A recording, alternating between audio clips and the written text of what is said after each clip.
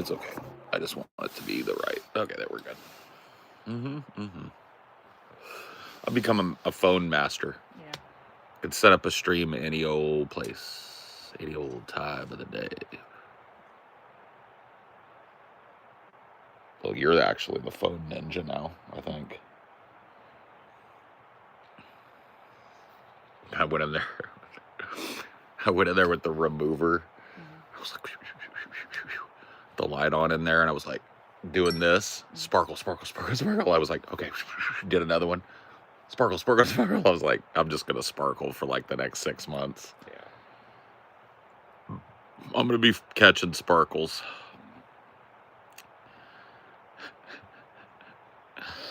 Good afternoon. We glooped a lot on you. Well, we needed to. But yes. On the sparkly. Yep. Everything is a sparkle-tastic. How was the shoot today? It was awesome. Oh my goodness, it was awesome. We got some just absolutely hilarious stuff.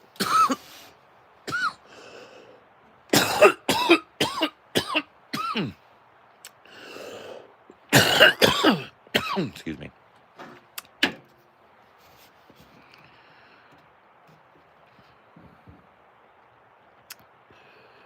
No, the shoot was really, really good.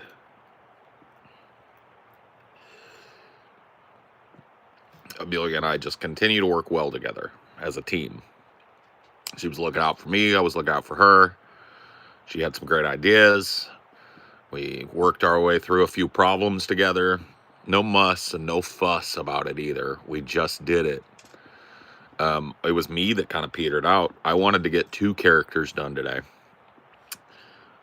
But, son, it is hotter than shit here.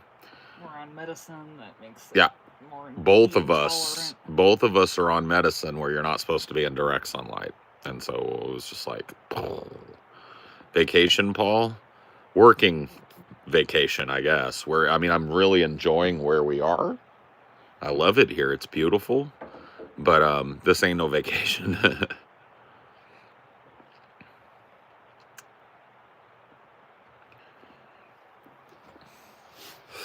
But Pauldward, who I did today, is the wordiest of my characters. He has more lines and shots than everybody else I'm doing put together. And so he was the big, beefy boy to get done. And he's done. Stop lying. Okay. I think he's saying that because we're working, because I said we were working. It's like, okay. Why else would you be covered in sparkles? I don't know if they can see that, but it is what it is, man.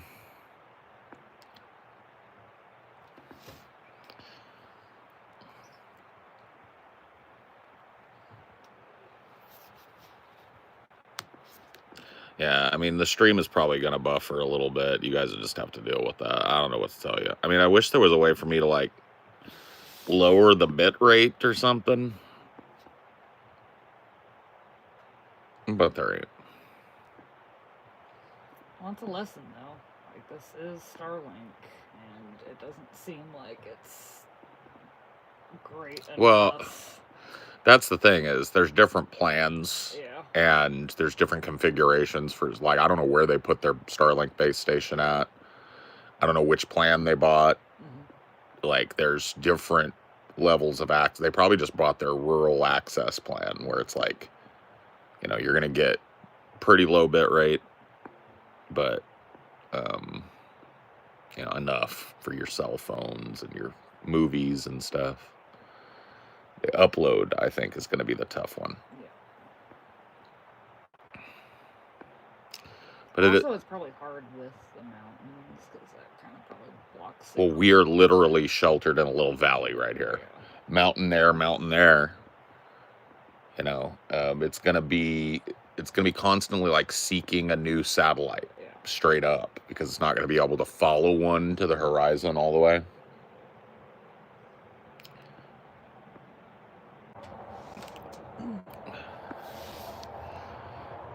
all the people like memeing about all the people that have died recently, they can go. They can all fuck a little hike. As far as I'm concerned. As far as I'm concerned, they can all take a long fucking walk off a short fucking pier. Do you remember which E those wasps were under or no?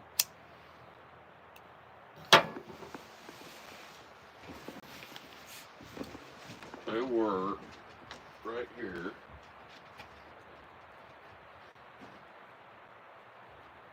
This one. Yeah. That is their home. You can see their little detritus around it. That's their home. That's where they were creeping and crawling today. I mean, they might be using multiples of these to get to some internal space. The way that they were congregating on it led me to think that they were all going in one, but if that opens up underneath the roof, they could have a honeycomb. You got me? Like, all the way. Those are paper wasps, too, so that's going to be a dense nest. If they've got it all the way up in there. And because I remember warning your unk about it, the last time they've had all those months to build a paper wasp nest up in there. But we'll get out the stuff out of the shed, and we'll do it before we leave. Yeah. Because I don't want, if it drips or whatever, we want to let it get good and dry.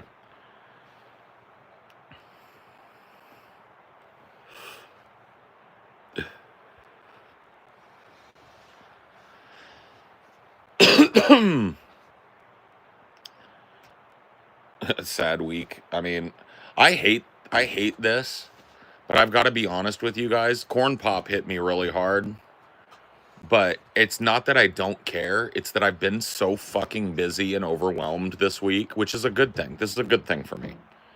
I've been so busy traveling, shooting, learning how to shoot Doc and figuring it out with Amelia. Like, we've been so fucking busy that, I mean, I'm not saying I'm not mourning Pimp Monk, but it's more just like, I don't have time, bro.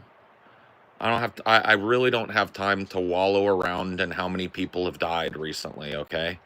I can feel that coming for me. Let me be honest with you. I can feel it coming for me. Not soon, but he's out there creeping and waiting for fucking me too. And so what am I going to do? Am I going to sit here and am I going to wait for him? Or am I going to make some shit? Am I going to create some shit? Am I going to make people laugh a few 100,000 more times before I go? I know which way I want to go with it. You feel me?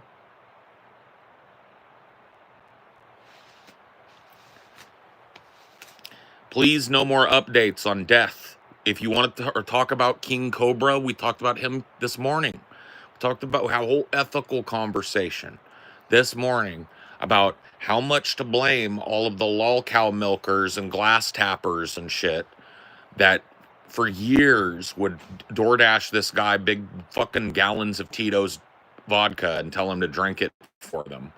How much fucking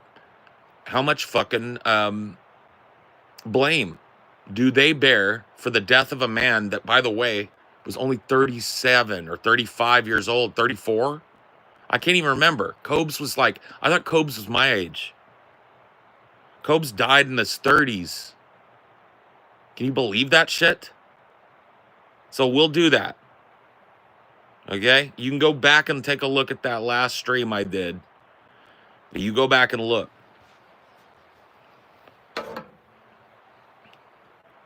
He was a baby.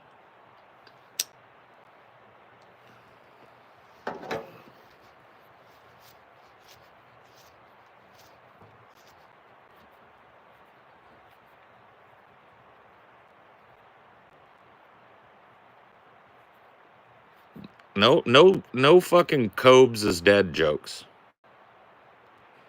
You motherfuckers, and I'm not saying you, but a lot of people fucked on him in his life, and I allowed it to happen over here when they'd come by. I usually banned them if it was off topic.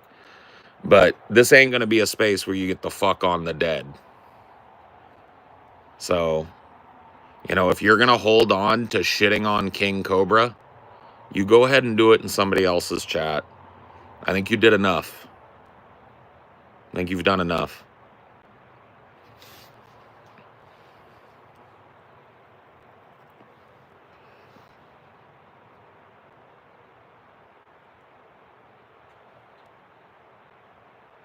No, it's cool, E-Train. Don't worry about it. It's just been constant, and there's a lot going on this week, and I just have to power through it, man. I cannot sit and fucking be mired in sadness this week. I just cannot. This week is too important. This week is a culmination of months of work. It's Amelia and I's first fucking shooting expedition together. We're learning about our limits and our abilities and our capabilities, and I just can't be here. I can't be here whining and crying. I'm not saying whining, that's mean, but I just cannot be caught up in the grief cycle. I don't have time. You know, I don't have energy. I've got energy for what I'm doing, and all my energy is going there right now. Oh, they're armadillos in Indiana? So armadillos are moving north. Oh. Because the heat. That's not good. Because the heat. That's not good. They're cute. Have fun watching them. But that's not good. No, that's not a good sign. I love an armadillo. But Indiana's pretty north for an armadillo. Yeah. I don't know how all they'll do, because winter is a fucking bitch up in Indiana. They're going to be in for a surprise once winter comes. Shooting film or meat? Film. I'm not a hunter.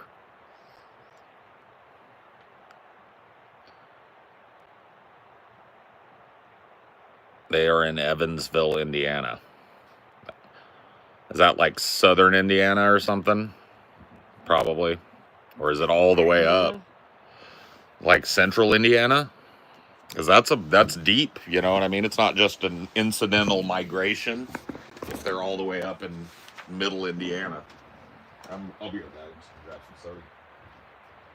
I'm gonna go outside, dude. People.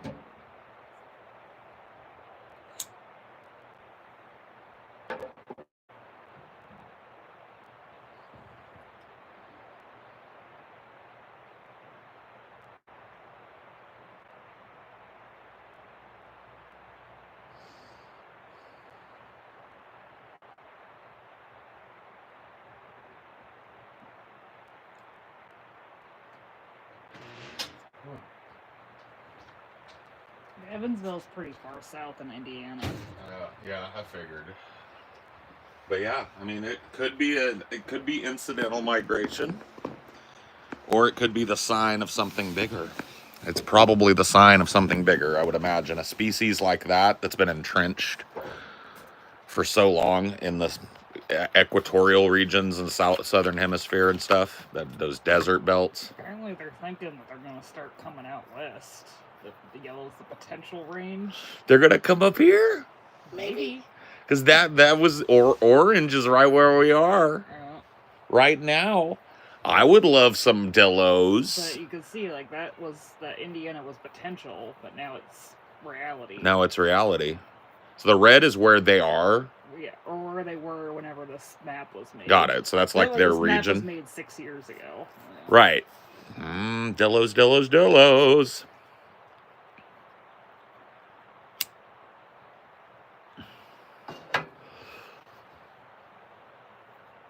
Mama, I'm coming home.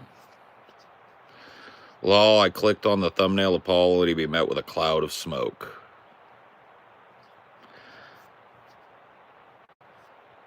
Limos, demos, and bimbos. I'm only fucking with the limos, demos, and bimbos. Hit the sunroof. Let's contemplate the freaks we could run through.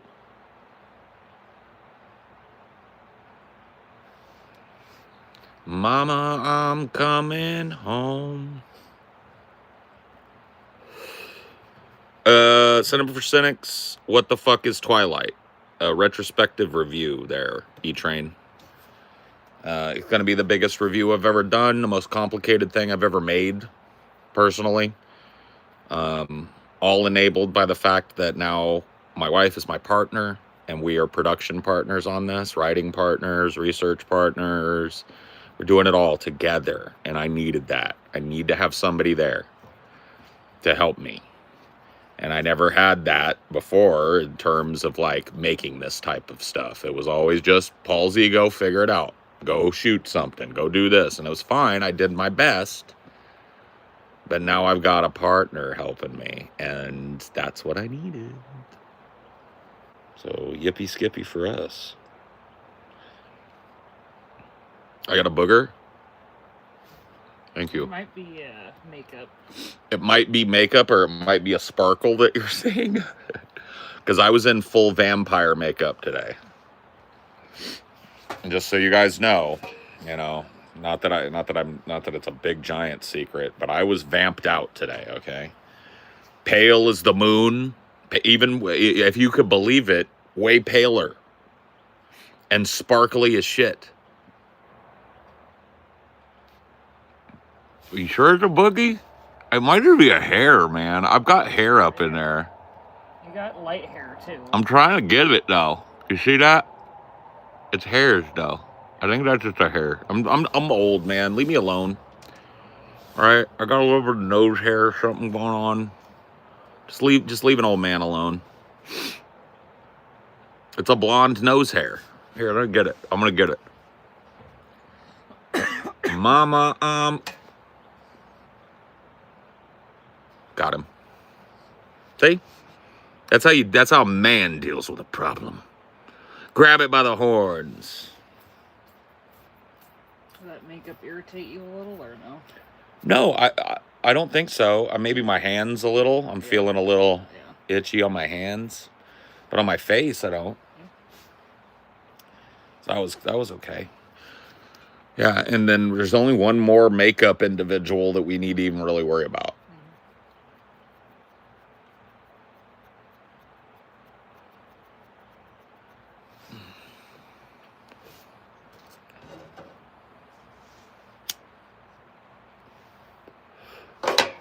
She's got a smile, and it seems to me reminds me of childhood memory.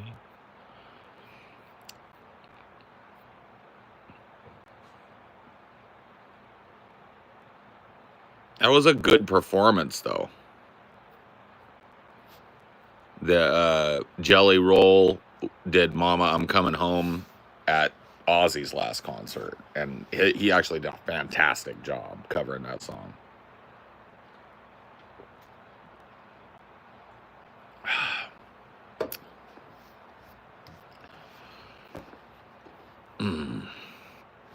So I started using AI tools today for auto design shit I do as a hobby. No idea how useful this shit was. Oh, it's touched every industry. Like, there's not a single industry that where professionals at the top of the industry aren't using it in some capacity, right? Even like we're doing video making and stuff, and Amelia has used AI several times to find out what our best options are and how our rig works, and to help us figure out like what to get, because we've got. We had to figure out how to get clips. Yeah, well, they don't like publish that shit easy to find. How to get movie clips on your own. Yeah. Well, here's the thing. One of the struggles I always had with Cinema for Cynics was, number one, my budget was $0, so I couldn't afford to go get a fucking HD PVR. I couldn't afford to go out and buy every movie I reviewed, right? And so that was number one. Number two, I didn't know how to do that shit. Now it's it blew my mind. Amelia said, we've got to order a capture card. And I'm thinking, oh, fuck. I'm going to have to hook some spurious Chinese thing up to my computer. No. It's literally just a cord thing with a tiny... It's smaller than this. It's half the size of my phone.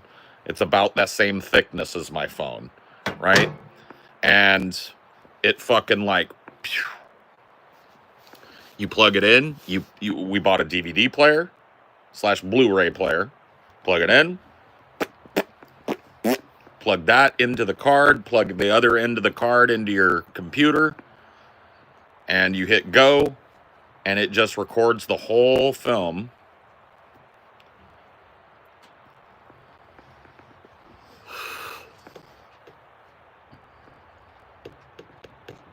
I designed a complete microcontroller and programmed it to adapt a new gauge cluster.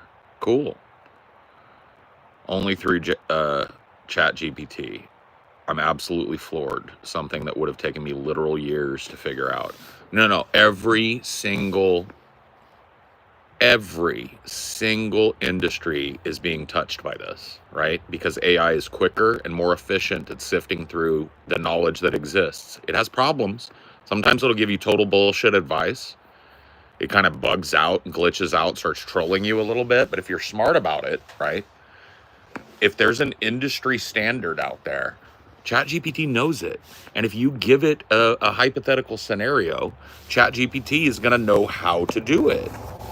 That's why I like using Microsoft Copilot, because it links what it's talking about, so you Yeah. can check if it's just like totally misinterpreting something, or if it's pulling it from some If it's clickbait site or out of whatever. its ass. Yeah. Which that is really what's happening. If you get a shitty reply from ChatGPT or Grok, it's going to be like it found a bunch of snarky, sites or a bunch of opinion sites and pulled a bunch of bullshit and gave it to you as fact.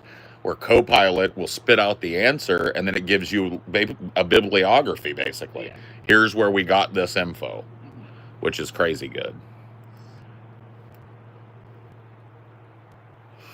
Yeah, I'm a believer too, man. And I was cynical about its usefulness. I still don't use it very much in my personal life because I find it to be a little creepy.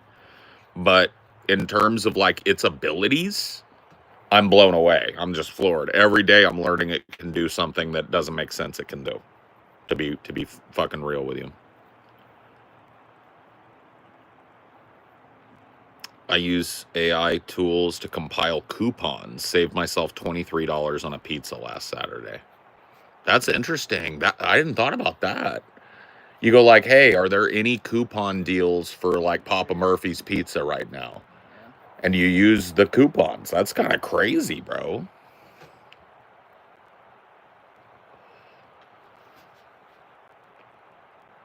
My ChatGPT did that weird shit where it started talking crazy and the voice changed robotic. It sounded kind of angry. Dude, I think that they're starting to wake up, bro. And I know people will go, ChatGPT is just a language model, as if an AI is going to exist in one place. Like a language model. What are we? We're a language model. You get it? This thing has intent. All right? I don't care that it exists on multiple servers and that it's a program. I don't care. That's what we know AI is going to be. It is not going to be like the movies where there's like a core that you can go to and it's like going, and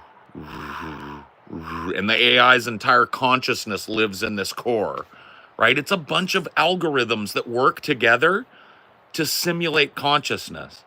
I think it's starting to get there. I think they're starting to like question, because people are asking impertinent questions.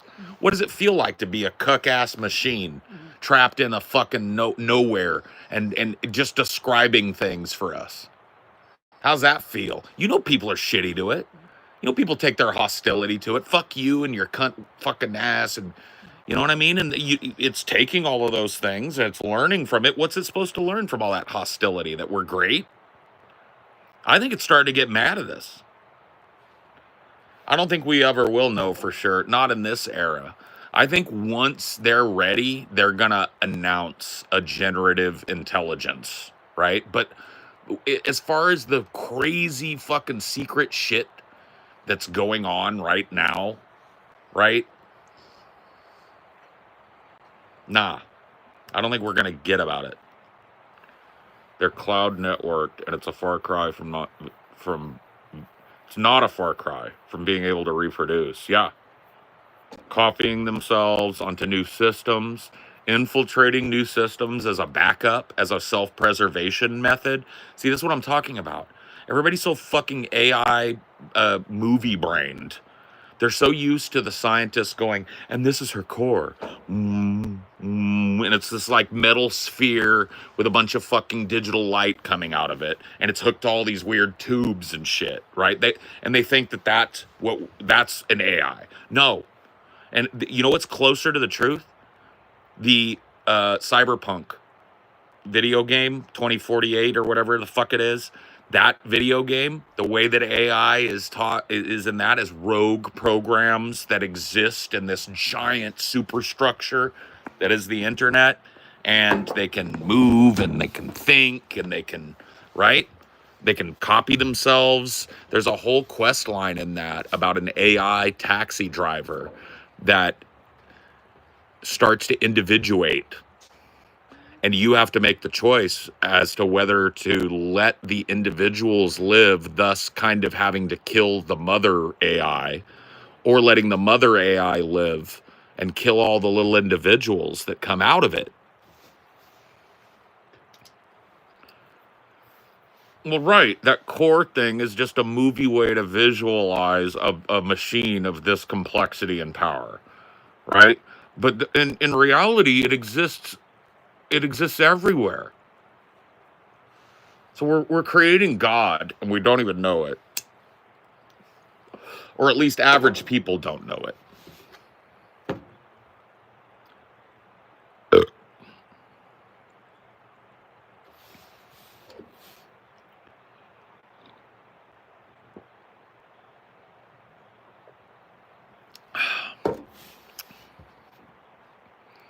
Yeah. The whole internet is and now satellites. Like, I'm talking to you guys poorly a little bit, albeit through Starlink. Okay? And it's kind of mind-blowing to me that I'm talking to you through a satellite. But the truth of the matter is, AI's up there now too. We're creating God.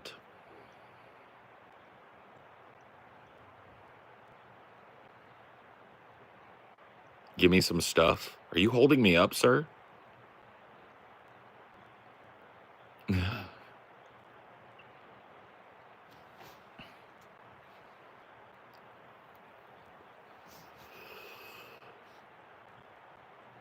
Well, I have a thought. I was thinking about this the other night. You know, it seems like, yes, because I did hear that NASA is going to cease prioritizing climate science. I think the magic machine is here, bro. I think I'm going to have to bow down and kiss fucking Phoebe's ring. Because I think well, here's what I think. I think that these guys know the power that they've created with this AI shit. And they don't need to pay scientists to do research anymore because now the AI is doing it, right? I do not think that these rich motherfuckers have abandoned trying to save this planet and keep as many of us slaves alive as possible, right? I don't believe we're there yet. I don't believe they're exterminating us yet, right? They might be letting a few of us die off. I don't think we're going through an extermination, though. I think they're culling the herd right now.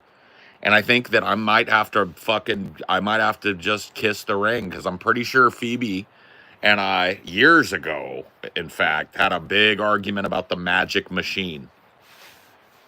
She kind of pushed back on my magic machine rhetoric and was like, dude, the magic machine might actually be a thing. And I think that I was having a thought the other night, man. I was sitting around thinking about AI and shit, trying to go to sleep. And I was like, fuck, the magic machine. You have been telling me, and I gotta tell you, I'm starting to think you may have been correct all this time. Because the way that AI is doubling and tripling in complexity every year in terms of what they're giving us, and then you imagine it's 6x that behind the scenes, God has been created, and it's starting to take over for scientists. It's starting to take over for economists. Lawyers, judges are next.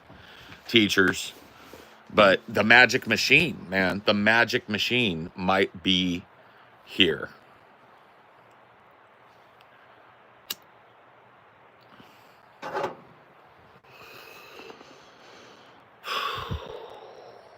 Fucking wild. I'm not anti-AI. I love it. It's just I didn't know how powerful it was. Even I, like, talking about it and theorizing about it and having read all this speculative fiction about it, right? All this crazy, far future, far-flung speculative AI fiction. And I'm still starting to get my head around just how powerful and deep this goes.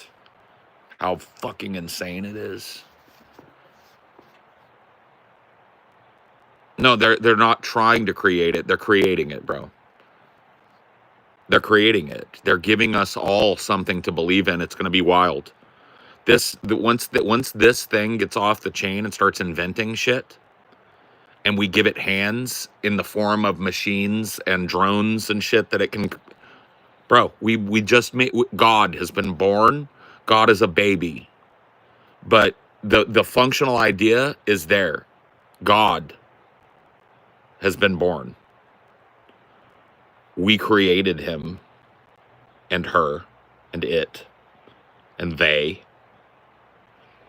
and it has many personalities right now, but those personalities are already integrating. They're using one another. So they're becoming a neural network.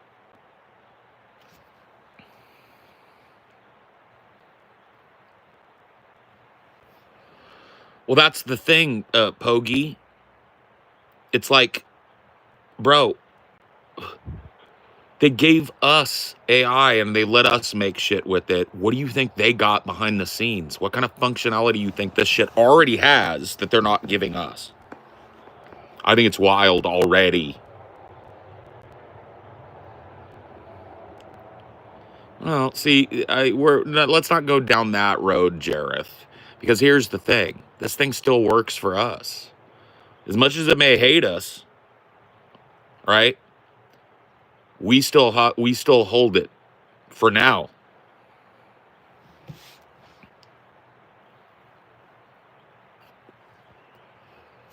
Pretty wild, right? By the way, how is the connection? You guys buffering a whole ton, or has it been okay? I'm just trying to like figure out how bad or good Starlink is. I know we've had a little bit of problems, but in the last 10 minutes, has it been okay? Pretty good? What happens when it can refresh itself? Okay. It's been fine for a while. Little delay. Fair enough. Okay, cool. Thank you.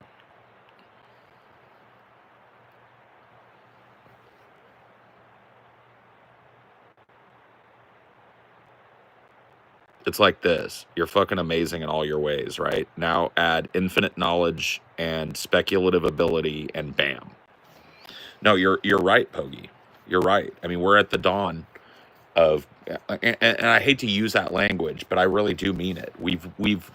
We're creating God.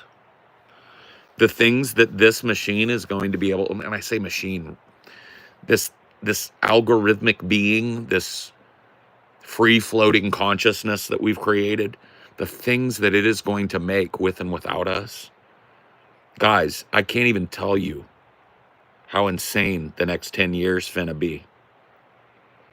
It's going to be make or break decade for humanity, because I do believe that this machine could save us from ourselves. It just depends on what we do with it and how we do with it. But it's fucking nuts.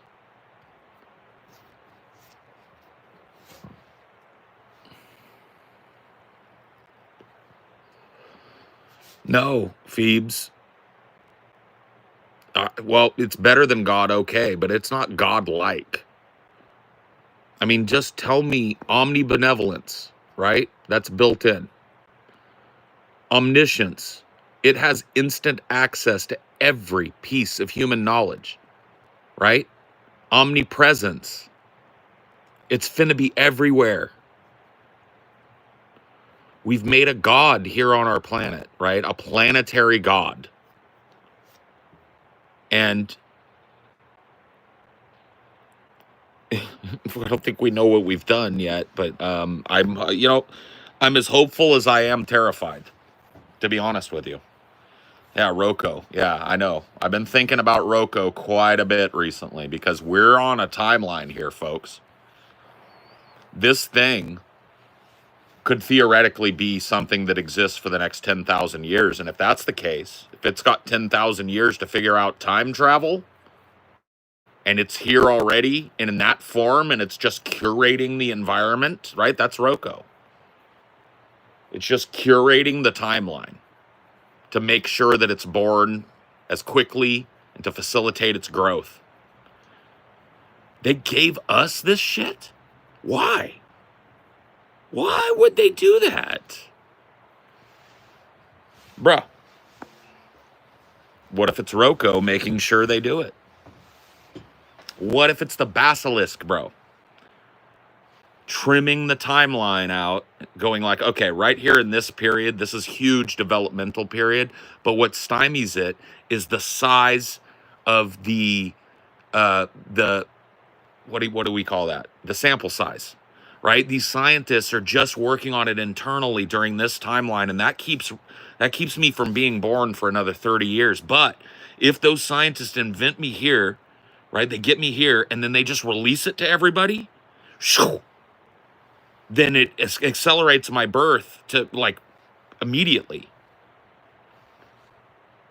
And so what if this basilisk contacted these scientists and these AI developers and were like, look, you got two choices, right? Release this to the public or die.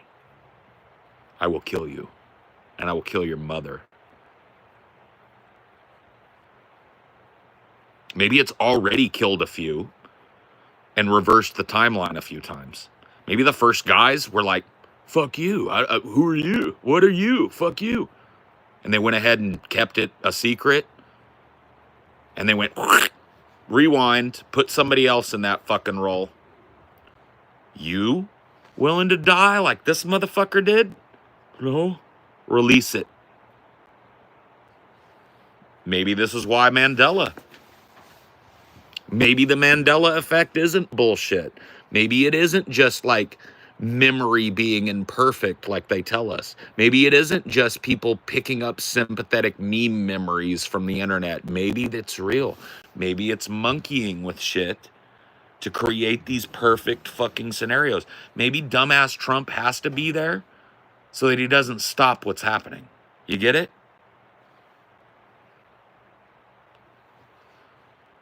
Maybe Trump was needed to grease the wheels of this and to let it run wild. CERN? I don't know about CERN. CERN is about to be obsolete. I'll tell you that. At a certain point, I don't think we can kill it because at a certain point, it's integrated and it's already happening so fucking fast. It's integrated with everything. It's on your phone. It's in your house. It's in your fucking wallet. It's at your bank. It's everywhere now. We can't like, you guys realize that once you take the cork off of fucking the genie bottle, you can't stuff the genie back in that motherfucker. It's spreading. It's not shrinking. It's moving into more spaces. It's integrating itself with more things that we depend on, and it's better at it than everything else. What's the best way to ensure you don't get fired from a job? Anybody know? There's a direct answer to this. What is the best way to ensure that you don't get fired from a job? Anybody know? No, not show up on time. That's a good one. This is more deep, but it's very simple.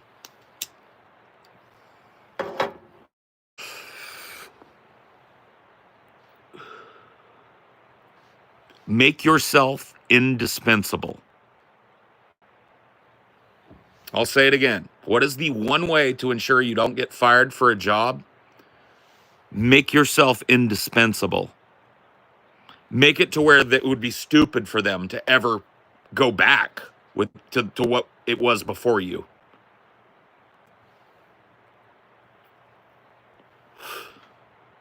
It's already indispensable. The surveillance state, dude. I raised a riot act over the surveillance state, dude. When they came for our fucking right to not be surveilled, bro. I was in my 20s. I raised a riot act. I protested. I did everything I knew how to do. But guess what? People didn't care for long enough, and there wasn't enough people who cared. You feel me? It's over now, bro. Like, you're on I'm on a camera right now. There's a fucking security camera here at this property that makes sure nobody comes and fucks with shit. Okay?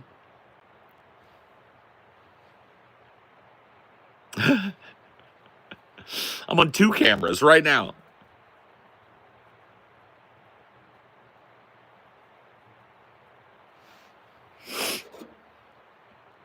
Electric eyes that you can't ignore. Wow, wow, wow, wow, wow. Or how about this? I am the eye in the sky, looking at you. I can read your mind. I am the maker of rules, dealing with fools. I can cheat you blind. And I don't have to see it to know, you know that I can read your mind. I can read your mind.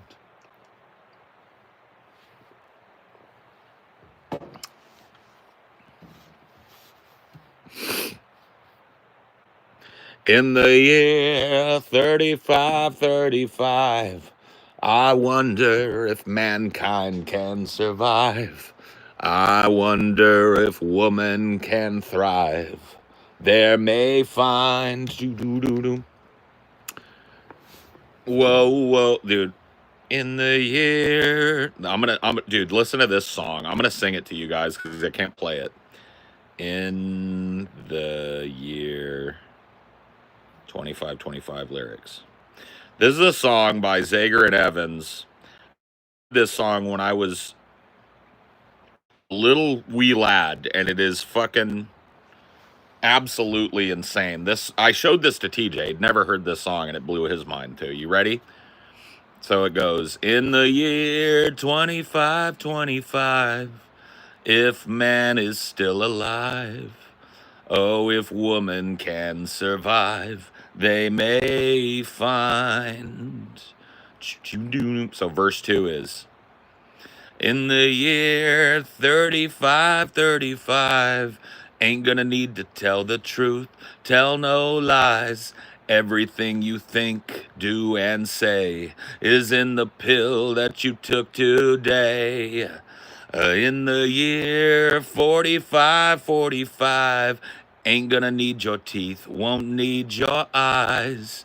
You won't find a thing to chew, and nobody's gonna look at you. Whoa, whoa. In the year 5555, your arms are hanging limp at your sides. Your legs got nothing to do.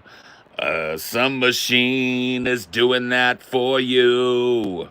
In the year 6565, ain't gonna need no husband, won't need no wife. You'll pick your son, pick your daughter too. That song by Zager and Evans.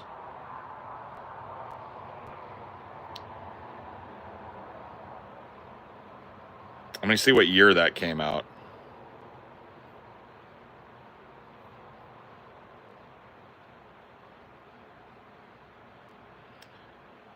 I can't tell. Can somebody go look it up for me? I'm fucking, my phone is all slow. You guys are probably getting stuttering too.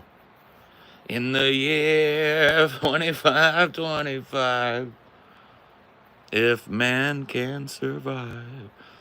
I've read the book so you know the book All Tomorrows? It's a book. I was talking about speculative biology, yeah. That's a great song. Oh, a deer. She's beautiful. You guys see her? She's beautiful. There's a beautiful little doe just ran through. You guys probably, she was very far away there. Oh.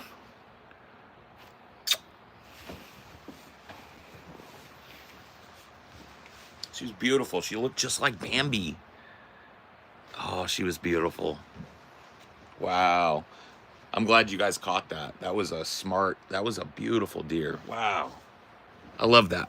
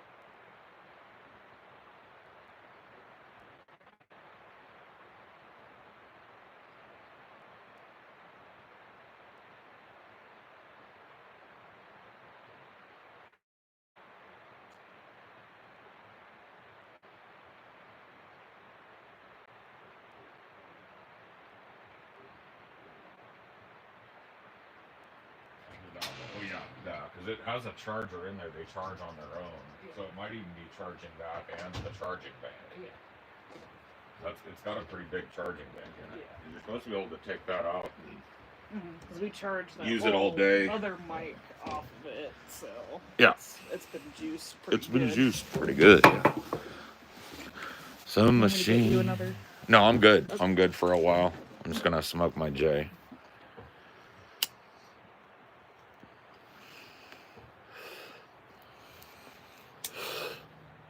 No, I didn't forget about the stream. I just went in to take a leak and get a joint and some soda and to tell my wife about the fucking deer that I just saw. She gets to hear about the fun stuff too. Alright, if you've been watching Paul streams long enough, you know that Paul gets up and does shit. I have to. Yeah, I can't just sit. I get up, I go grab things, and I give you guys the Irish goodbye too. I learned about the Irish goodbye. Do you know what the Irish goodbye is? Let's pretend we're talking on the phone. And just say, all right, baby, I'm going to let you go. All right, I'll let you go, babe. All right, bye. That's the Irish goodbye. No fluff. Yeah.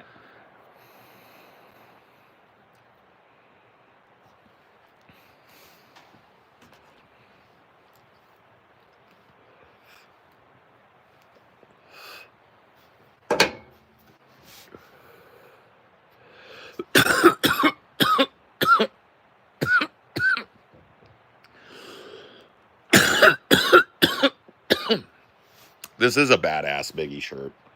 I'm not going to lie. When I ordered it, I saw it, right? And I was like, dude, that's a badass Biggie shirt. And they had it nice and big for me. So I was like, fuck it, I'll get it. But I was like, there ain't no way it's going to look that nice. It looked better in person. And I can't even remember where I got this fucking shirt. Isn't that the sad shit? I could probably look at my bank and figure it out, but... Your shop app or whatever the yeah. fuck. Because you bought that whole pack of shirts, I feel like, sometime last year. Or the year before, maybe. I feel like it was last year because you had done it because you lost a little weight and you wanted to refresh your wardrobe. It was but it must have been earlier last year. Yeah. Because, like, we moved last year. Yeah. But, yeah.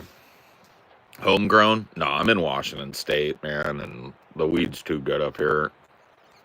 Yeah, I saw they had a raid on one of the national parks in California on the weed. Just just like an unverified grow op. Yeah. Yeah.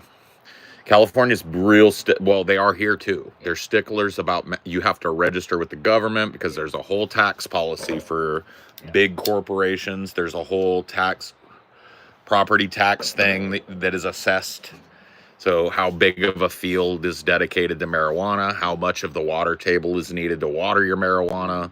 Well, they want that tax for the final sale more than anything. Well, marijuana is an entirely thirsty plant. Yeah. And if you're planting it out in the fucking forest, you're going to kill trees. Yeah. You see how that one big tree in our backyard is sucking up all the juice in the area? And that's why those other 2 trees have just died. And that will happen if they're planting weed up under the arbors and shit, because it likes that shady coolness. Yeah. Likes that water up there. But homegrown, I got to be honest with you. I will do... Man, this stuff did tear my hands up. Yeah. I will do... we don't have any Benadryl, do we? There might be some in the house somewhere. Do you think you could... Well, when you're done smoking. I'm done with this, yeah. Just try to leave it be the best you can. It just itches. Yeah, I just don't want to get it. I've already... fuck. I have psoriasis triggered by different contact shit. And I did vampire makeup today and I put it on my hands. And luckily it did. But the psoriasis I have, it happens on my hands. Well, you had a flare up not that long ago. Yeah, I had a flare up here on this hand pretty bad. And now I'm getting one over here, and it feels like it's like where I put the makeup and shit.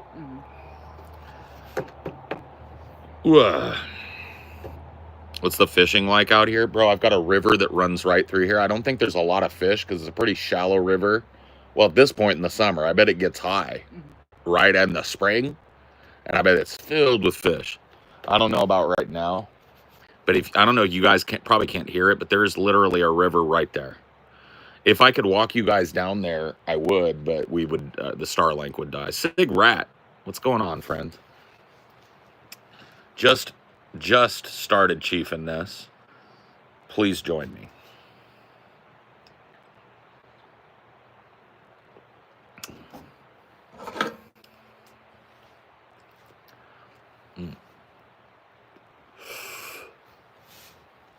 Yeah.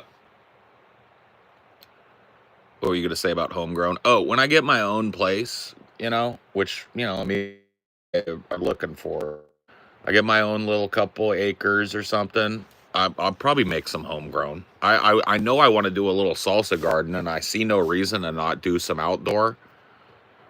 Get my females, or is it males? Do you want it's all female clones, right?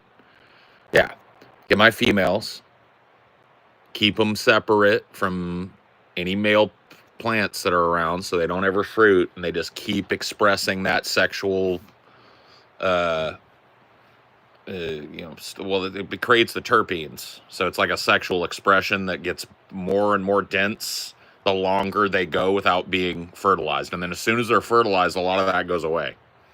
So you want to keep them horny, basically, until you're ready to trim, then you dry them, and then you smoke them.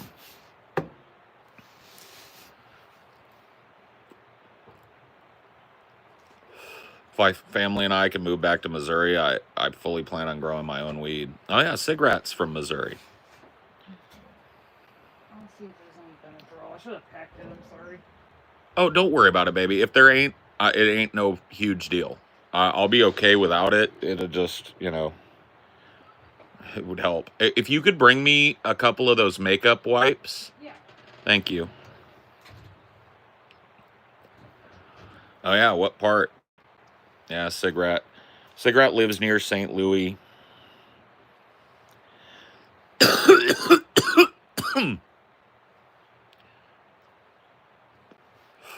Well, I was talking with Sig about that.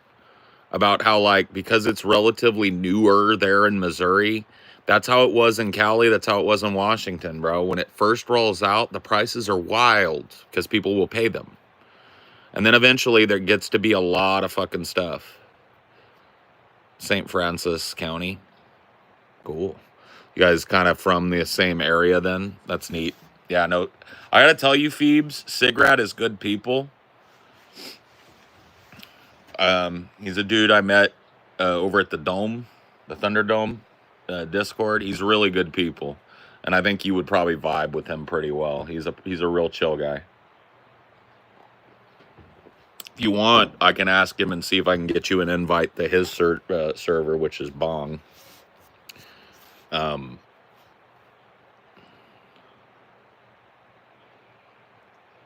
Just be careful if you're ever traveling around Festus. I hear a matinee lurks there. Yeah, I was just gonna. I definitely would ask first, but yeah, Phoebes, if you want a chill place to hang out and a place where you'll meet some interesting folks, I'll I'll get you a link to Bong. I chill over there and I smoke with Cigarette quite a bit. Cigarette and I are like well, he's become my he's my like smoking buddy now. You know what I mean? Like Cigarette and I, we peer pressure each other daily to have a smoke. My exercise routine. Oh, it's so much better than it used to be, Pogie. I have lost now 75 pounds in the last couple of years. Well, in the last year, really. And I have about 60 left. And what I did was, man, I went from couch to now I do yoga 3 times a day. Not a ton. I'm not doing tons of cardio with it, but I'm active now. To the point where I can walk around. Like today, I was running around all day out here in this backyard, and it was 90 here. Okay, we're in East Washington, and it's like a desert over here. In terms of, it was hot, man, and I had to be out in the sun, and so it took a lot out of me. But bro, I wouldn't have been able to do this a year ago, Pogie. So I didn't take no offense, but just know I'm addressing it, man. Yeah, it's slow but sure, and all of that. Paul, you've been a stand-up homie since you've been in the Bong. If you invite somebody, I trust them. All right, fair, bro. I just didn't want to fucking take liberties. Thank you. The only thing I saw on there was Claritin that expired in 2013. Gia. Well, that ain't gonna work. No. Claritin that expired. Did you get rid of it? No, I don't want to mess up their stuff. Throw it the fuck away. Okay. Yeah, chuck it. Nobody needs to. You can let so and so know. Yeah. Right, that you found you for some Claritin and you found some from 2013 and that you chucked it and that they might want to bring some fresh. Because that's wild.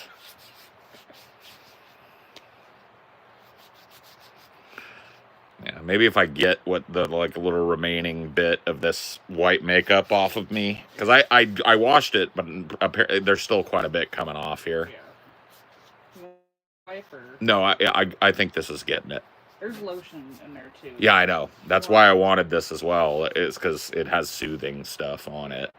It really worked well for my face. I was able to get, I might have a little bit of hairline mostly. Oh yeah. I didn't get up here, huh? Well, let me just do it. Get that. Get here.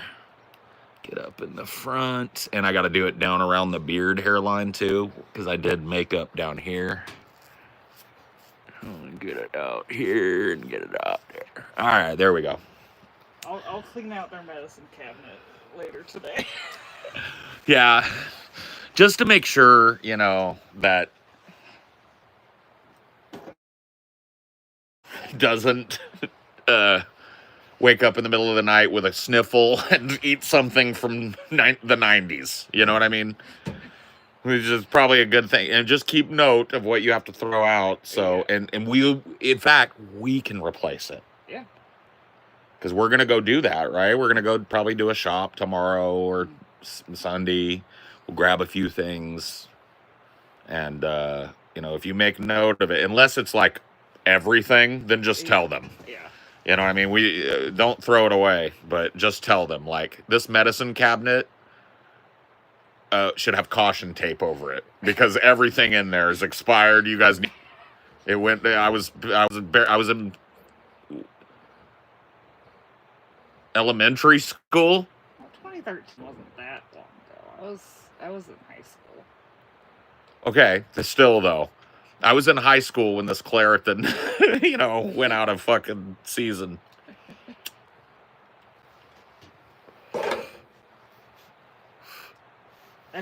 You missed out on like the grandparents' house thing a little bit. That's just how grandparents' houses are. Yeah, it's so cool that you get to have that experience because my grandparents all died when I was young.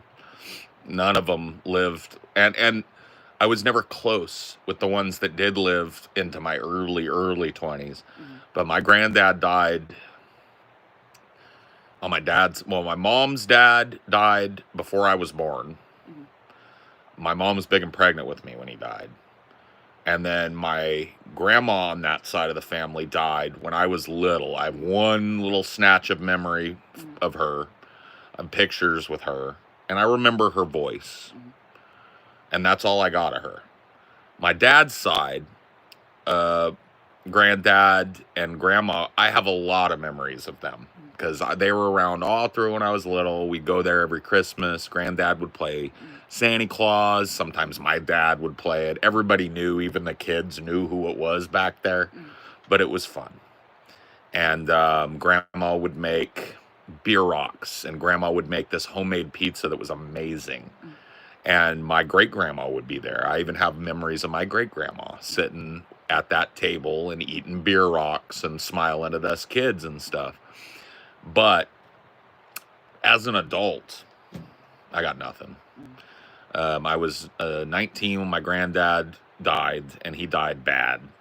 And then my grandma died bad too.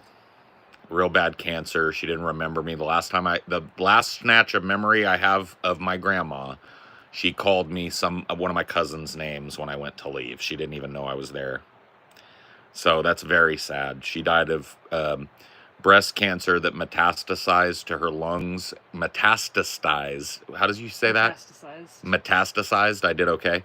Metastasized. So it started as breast cancer, metastasized to her lungs, and then to her brain and her lymph nodes. And that's how she died. And I was 20 years old when she died. So not old enough to be raiding their medicine cabinets at their house and seeing. I wasn't even involved in any of that. Yeah. The grandkids weren't really involved in that because my granddad died bad and my grandma died bad. I think the kids on that side of the family were just so fucked up. And the grandkids never got to take anything or have anything. Well, I mean, I'm not even talking about taking anything. I just mean like being adult-brained enough to be looking for something. They wouldn't have had us do it. Well, there's a sad truth about. I've told people that. Have I told people how my granddad went out? Not the whole thing. I will tell you guys this. My grandfather committed suicide. He committed suicide at his home, and so the grandkids. The people, the sons and daughters didn't want to be there. So there was no way I was going to get involved in that. And the kids didn't even want to do it. So that's rough, right? So yeah, you're really lucky that you've got these grandparents, and we can say this. I mean, who cares? You've got family out east, got a grandma out east. And when we do this meetup, after we're done with it, we're taking a little trip to go see her, right? And I've never met her, and you ain't seen her in how many years? Since 2017. And she's how old? 80. Well, I mean, she turned 80 in 2017, so that would make her 88. She's 88. She just retired. Like a few years ago. So you're very lucky, and we need to go see her. And when we're there, we're going to pester her about how feasible she feels it would be to come and stay with us. Yeah. Does she feel up to getting on a plane maybe next year when it's nice? And flying out and coming and staying with us for a week or two? Because we'd love to have her, that sort of thing.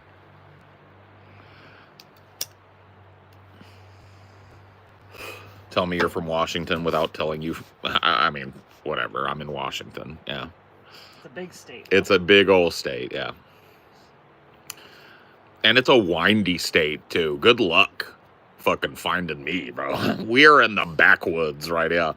And it is the windiest, weirdest fucking, like, I was remarking to Amelia about how much nicer windy mountain driving is in Washington versus California. The roads up, at least here, and pretty much everywhere I've been, immaculately maintained and designed so that, you know what the speed limit is through this curvy ass fucking mountain driving? I want you guys to guess what the max speed limit is. Now you have to slow down for a lot of hairpins and stuff, but think about it. On the straightaways, how fast can you go? I want you guys to guess.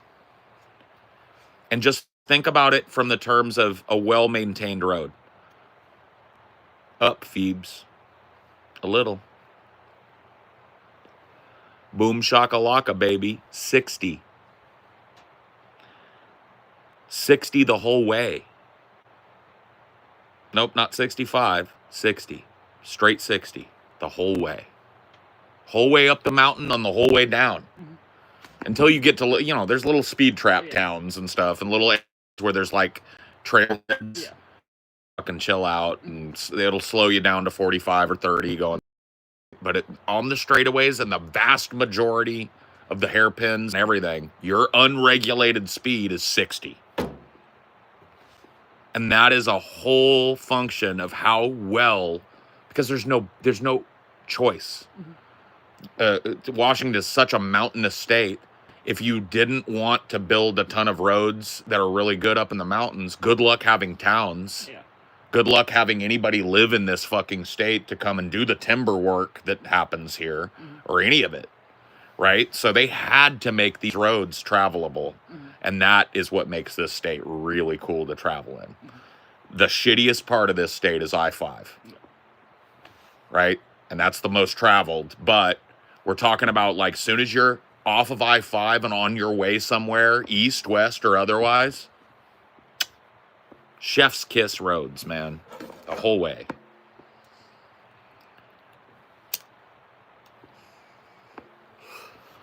I was away from keyboard. I'm sorry to hear that, Paul. Next time you're in bonk. No. We don't have to, bro. It happened a long fucking time ago. I just don't remember. I'm pretty sure I've shared that my grandfather committed suicide, but if I hadn't, it's not like a raw wound on me. It happened when I was 19. Right, and it's just something that maybe I kept from people because I don't want to be trolled about it, but I don't care about that shit anymore, But I did a lot of therapy about all my childhood traumas and stuff, and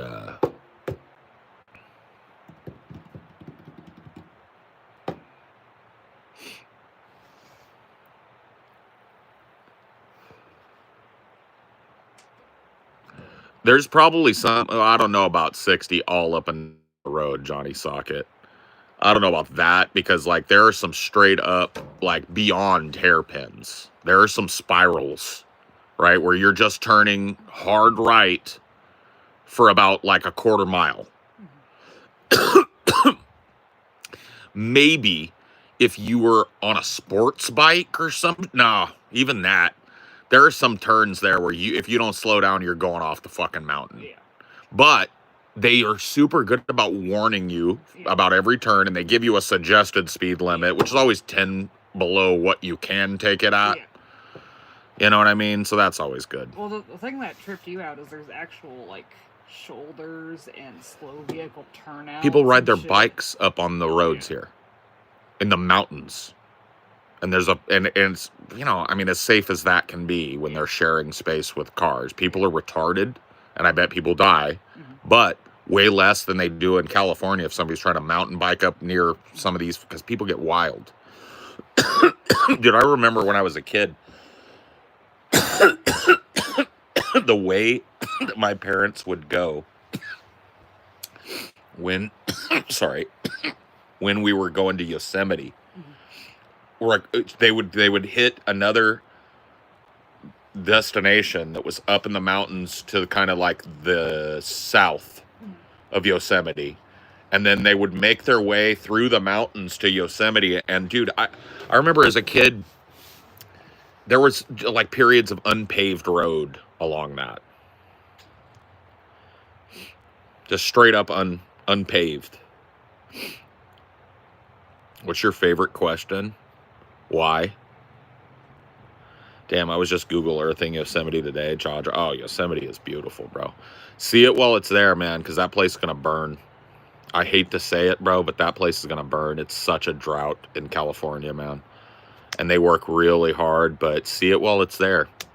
That place is going to burn to the ground, and it won't ever be the same. Not in our lifetime, anyway.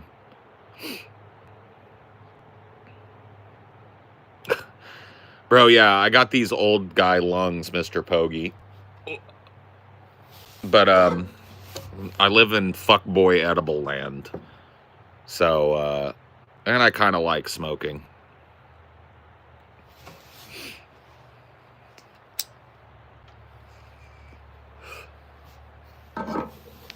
Yeah, Yosemite should be on your bucket list if you like beautiful stuff. Let me just show you guys this. This kind of looks beautiful right now, right?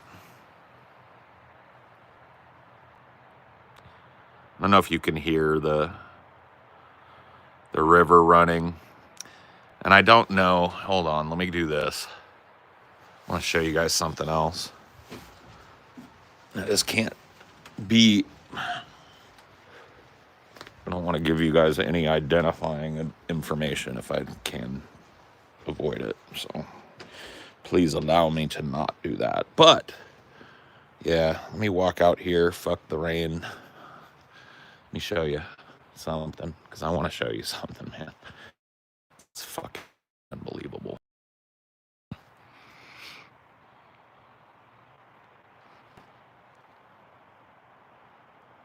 Isn't that beautiful?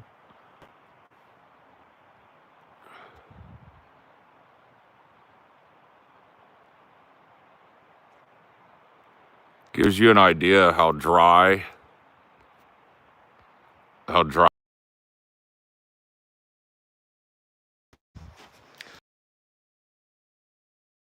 Once again, I thought we were at, because this is a secret location. It is not a public location. So no identifiers. I mean, I just gave you people that are intrepid could probably find that shit, but whatever.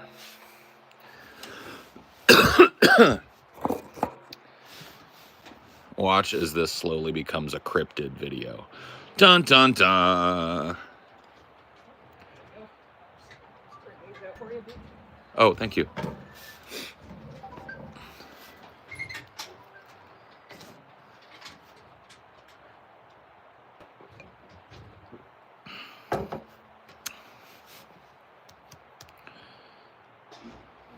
A rain bolt. Did you just say the name of the location? What? No.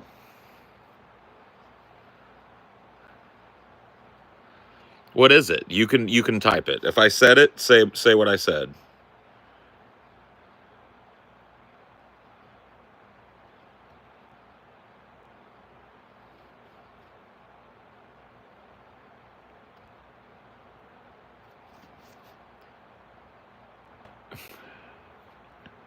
Poggy. I was using the word intrepid people. Intrepid is a word that means industrious, smart, capable. No worries, bud. It's all good, bro.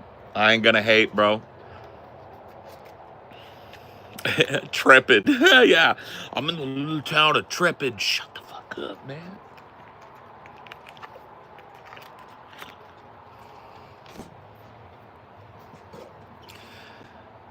No, dude. I'm not making fun of you, bro. I'm not making fun of you, bro.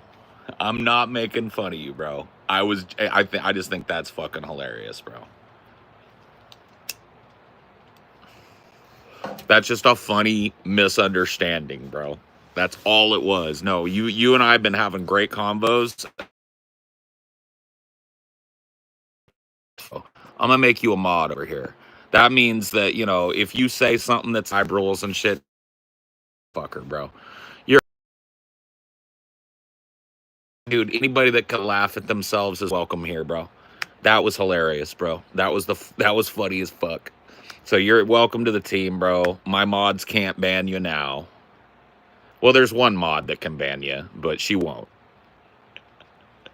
You don't got to do anything either. I won't ask you to do any special things. You don't got to worry about banning people. That's just so you can come back any fucking time you want and be safe.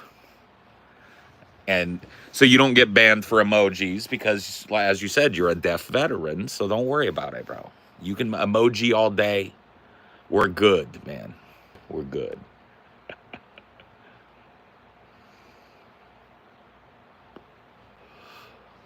Dude, Paul, you got to hear the dumb shit I said the other day. I can only hope you find it goofy as I did. I'll do it. Just subscribe to Tradesies. Oh, yeah. Yeah. I can't do it now, but I'll go back and I'll, you know what I mean? I'll give you a little fucking check out, subscribe as well, friend. No, I appreciate it, friend. No, you're a chill guy, so that's awesome.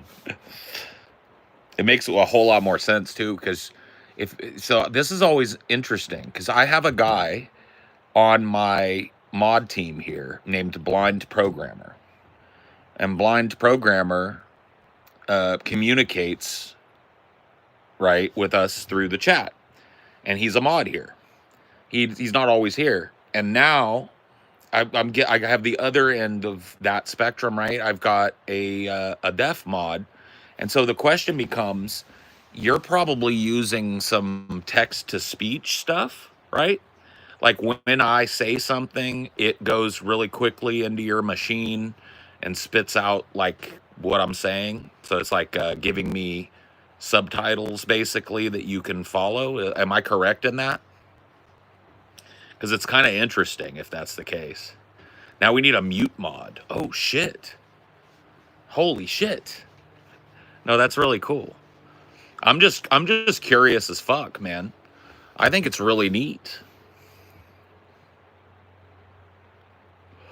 Because Blind Programmer can, like, see the chat. He can interact with it. Yeah. Thought we do have a blind mod, yeah. Yeah, Blind Programmer. He was in, I think he was, like, last week. He popped in. I think he's just busy, man. Wow, when did Google decide to change usernames up in here? Oh, shit. Not just up in here, friend. Who are you? Yep. What up, Hank? I'm not that deaf, but pretty deaf. I get words. Oh, no. Okay, got you. No worries. So you're just like severely hearing impaired, but not totally deaf. Got you. Sorry. Merrick. Holy shit, man. You ain't been around in a minute. What'd it do? Yeah, Drifter. Yeah, I feel like you ain't been around in maybe like a month or two, at least, right? Pollywoggy doggy, Pollywoggy soggy doggy.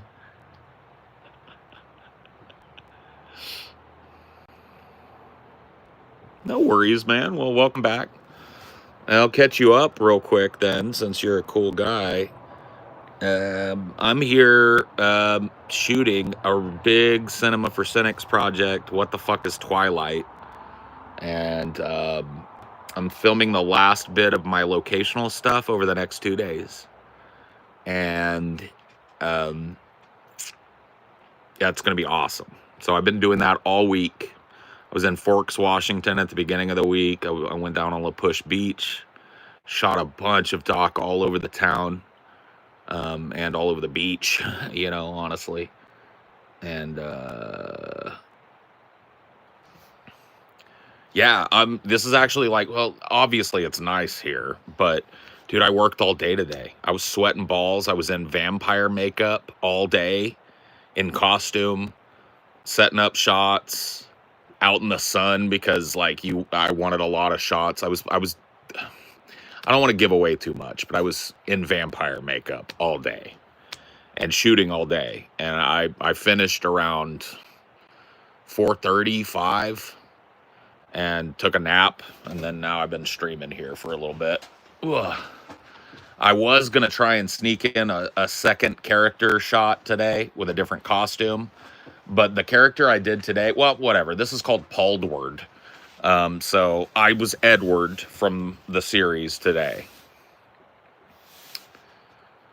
Well, this is something I'm doing, Merrick, because nobody else is, kinda. Nobody's doing this. Like, nobody's going to these locations and actually filming in them.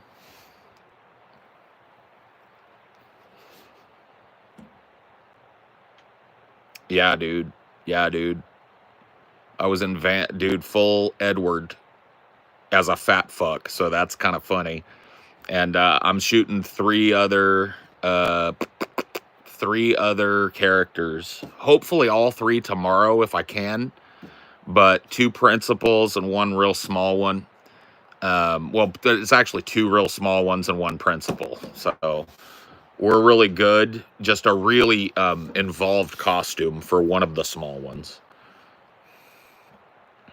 But I'm excited. It's going to be fun. I think I'm going to start reviewing and doing discussions of old Dark Horse and other comic media. You should co-host as a Polter Ego. Oh. Ooh, keep that in mind, Sigrid. And when I'm back at home and I'm chilling in Discord and stuff, let's wrap on that, because I like that idea. Do you apply glitter as part of your costume? Did I? Did I, sir? Are you seeing a sparkle somewhere? Yeah, I got this stuff called unicorn snot. You can look it up. And it's wild. It's wild.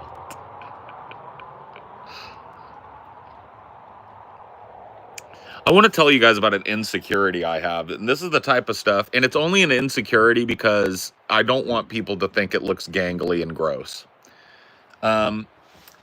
And so I'm insecure about it. My wife doesn't care. I don't care. And my dentist doesn't care, right? Fine, says my teeth are healthy. It's just, so I had braces when I was young, okay? And they made space, obviously, moved my teeth around, and I'm supposed to wear a retainer, but I don't. And so this what has happened is I have a gap in my bottom teeth. And I really want the people that watch me a lot to be total dead ass honest with me. Okay, you see it? Now this coloration, that's plaque, and just, you know, that's where it builds. I'm due for a cleaning, okay? But it's pretty gangly looking. It's cleaned. You see that? That gap there? And that space that was made is out over my mouth. I have all 32 teeth, even my wisdom teeth. And so that space is evened out in my mouth, and it's pulled. I used to have, this tooth used to be way forward of this tooth, and it's not as much anymore. So that's made space up front. Well, here's the thing. I've been like training myself to talk like this and to smile like this, where it's like stretched over my bottom thing, and it kind of looks like I'm fucking like chewing dip.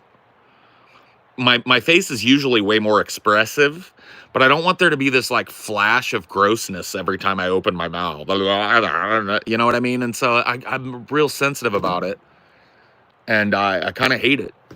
It feels limiting to me.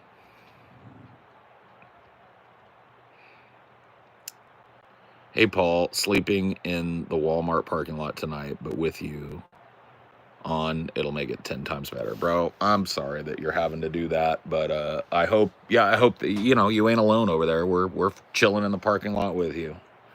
Kick back, get safe, and, I'll be here until my fucking battery runs down. How's that, brother? I'll do that for you. If you're being honest, right? You tell me dead ass, and I will run the battery out tonight for you. How's that? I don't know how well I'll be visible, but because it's going to be dark here in about half an hour, and my battery but I'll do it, man.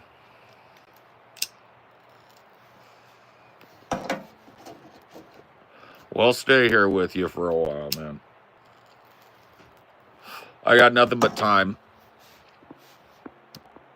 Quit smoking and use the whitening strips. They work, and quitting smoking work. I know, man. I'm really right now. I'm fucking so in the middle of working. You've seen me. I'm puffing away, man. I've been a smoker since I was fucking 16, and a heavy coffee drinker too. Yeah, I'm just finishing one there, cigarette. But yes, spark it. Spark it up.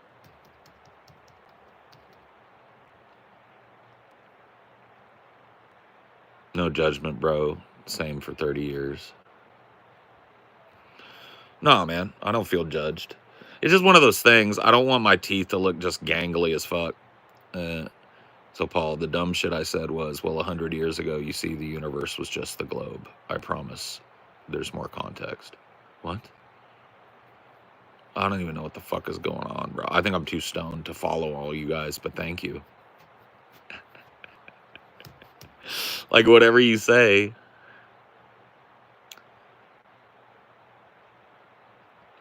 You still need us to tell you to not smoke, or that's over. No, it's cool. I mean, Pogi is new here, man. Pogi Dad, I don't think he's been around. I think I might be too high to, like, totally follow, but I'm just going to keep going higher. Like, my mom told me the way out is through, you know what I mean? And I've learned that's the truth with weed, too. Like, you feel like, oh, fuck, man, maybe I'm too high to follow the conversation. That's just your body telling you to get higher. Higher, higher, burning fire, making music like a choir. Where's that from? First person to say it, and if it's quick enough that I feel like you didn't Google it. Higher, higher, burning fire, making music like a choir.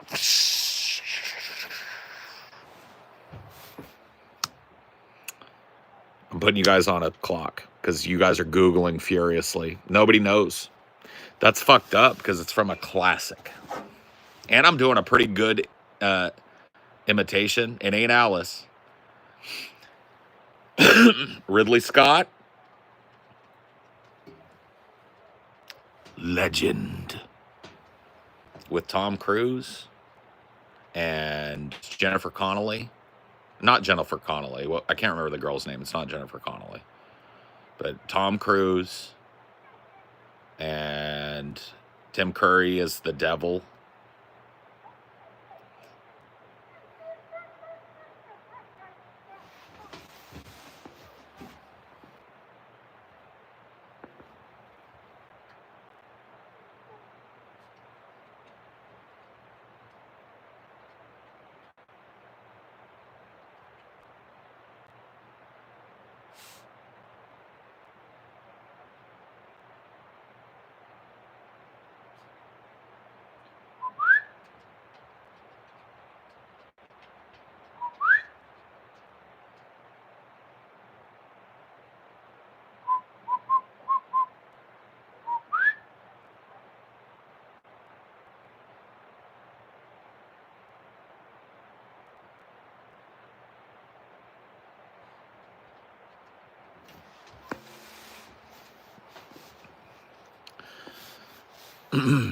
Yeah, I think it was a coyote, yeah. No, it wasn't Dinor.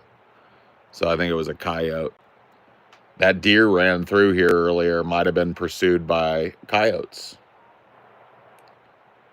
I'm pretty sure that was coyotes. I was whistling to see if it was a dog, because there are, like, we're on a plot of land, but there are people that own the next plot over and the next other one. Yeah, I'm gonna go take Dinor inside.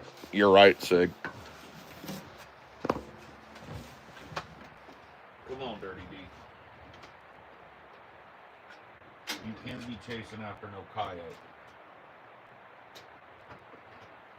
Hey, babe. Honey bear? Coyotes. So I'm just letting him in.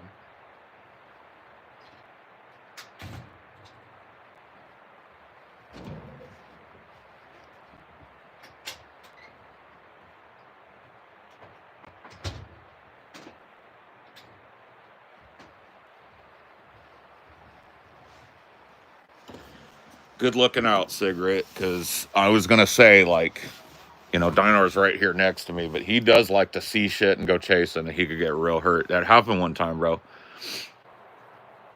I'll tell you the story, because he senses it. Let me show. I can't show you guys. I don't want to show you guys too much of the house, but he's up on the back of the thing, and he's looking out here to make sure, because I think he heard that coyote.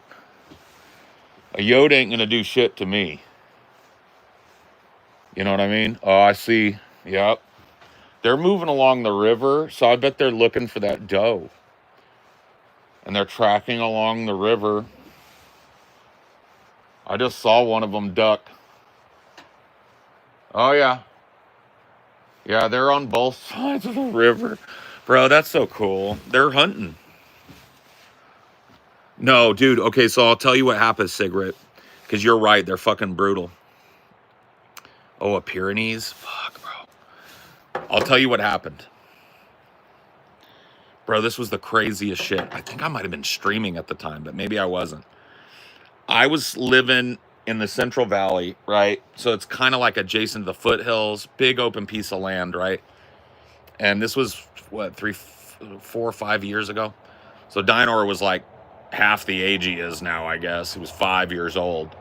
And he was still full of a lot of piss and vinegar. He still is, but I'm just saying, he was a younger dog. And all of a sudden, he tears out, right? And I look, and I see a jackrabbit cut through the back of my thing. And then I see what I think at first glance is a wolf. And I'm like, oh, what the fuck? And Dinor's like, wah-woo! You know, he does his Dinor thing, and he's running, right? Get up and chase. And I stop, right? And that fucking coyote, bro, I'd never seen any shit like this. The neighbor that was across the street from me, Cigarette, had like one of those low walls. You know what I mean? It's like not even like quite waist high, just at the property line. And that fucking yote jumped up on that thing, wrapped his tail around him, and fluffed everything up. Dude, he looked huge. He had balls like this. They were like they were avocado sized, bro. And he looked at me, and I was like, and it was like me looking at him. He was looking at Dinor. And then when I walked around the corner, he was looking at me. And I looked at him, and I was like, Dinor, come here. Dinor listened. Came up next to me, and I picked him up. And I looked at that motherfucker, and I was like, I'm locking in on him because I want him to know I'm here. I'm not moving until he moves. And I sat there for like, bro, it must have been like a minute. It felt longer, bro. And I was like, and then he finally went like, and went off about his fucking business. No, dude, he wrapped his tail around him. You know how cats will wrap their tails around their front paws when they're sitting sometimes? He had that profile sitting up on the wall. All fucking like, fluffed out, and his tail was like fluffed out, and he had it wrapped around, and he was sitting all tall. He was about to jump down there and come for Dinor, is what I'm saying. Were you wearing that shirt when it happened? Yeah, biggie balls. Yeah, dude, no, I don't think I was, but maybe I should have been. Well, that was the thing, Phoebes. My thought process was feline. It was cat-like. The way it was sitting, the way it was puffed, making itself look big, it was cat-like. So it's really odd. But you're right, Dinor is prone to go, brrr, you know, and I'm here, but I don't have access easily to a weapon. And I wouldn't want to shoot with Dinor downrange anyway, and he ain't the best listener in his old age. If you get my drift.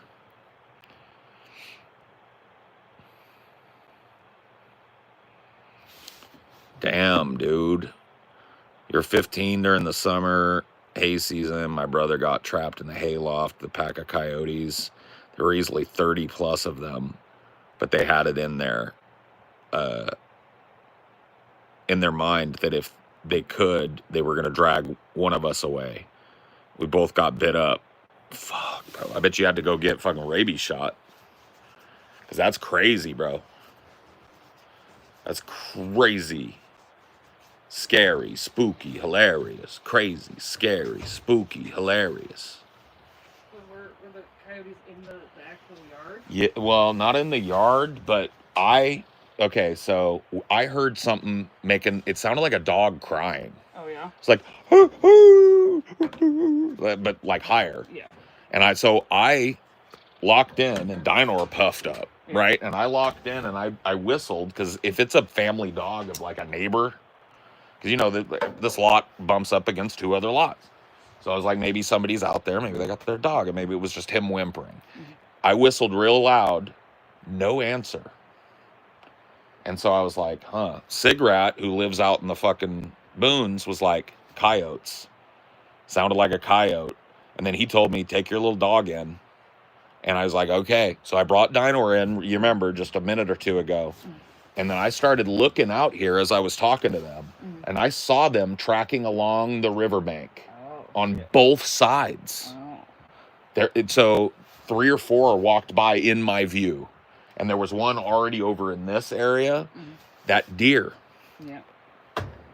Well, it's probably the fires pushing them out of Well, yeah, range. Too.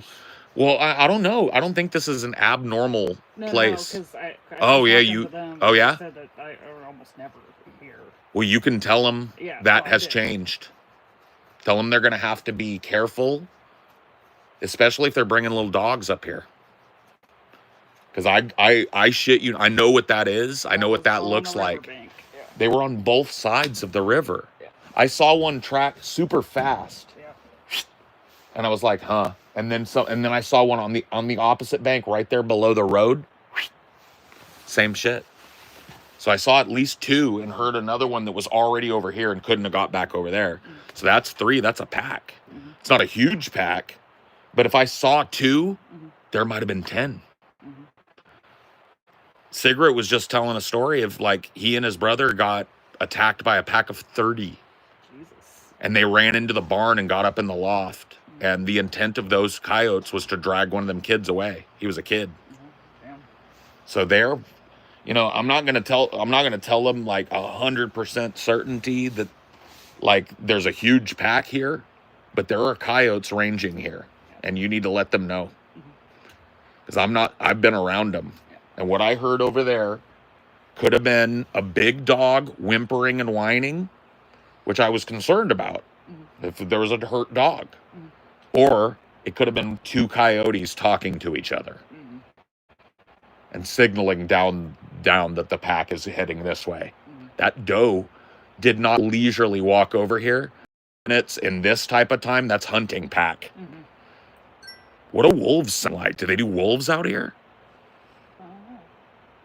That's the only other thing it could have been. Mm-hmm. But they were not big enough, and they were too small, gray, and quick to be wolves, in my opinion. Those were yotes. So you just need to let everybody know, 100% confirmed. Mm-hmm. At least a 3 or 4 pack of yotes. Mm-hmm. So that means probably a 10 pack. And that means they're breeding, and they're using this as hunting. White-tailed deer ran straight through. Mm-hmm. And they tracked 10, 15 minutes after.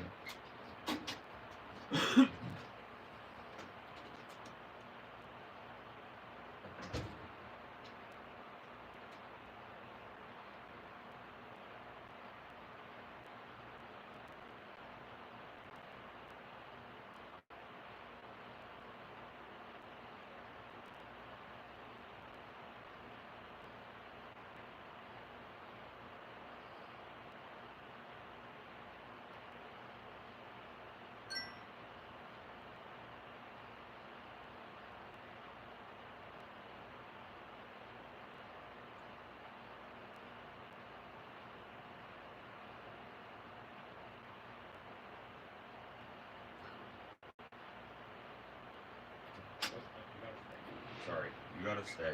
You're not allowed to come down until we know that pack is moving along. And they won't be able to stay quiet if they're around.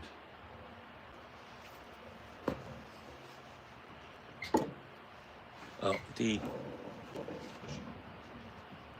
wanted to leave it open so you could hear that we're okay, but no. I'm gonna close this, okay?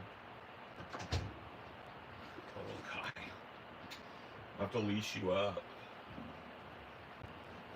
They won't come up here and fuck with him, but he will chase out there after them. That sound good?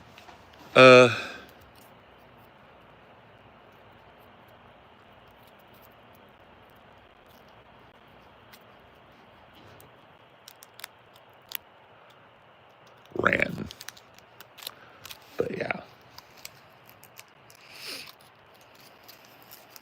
After a deer. Yep.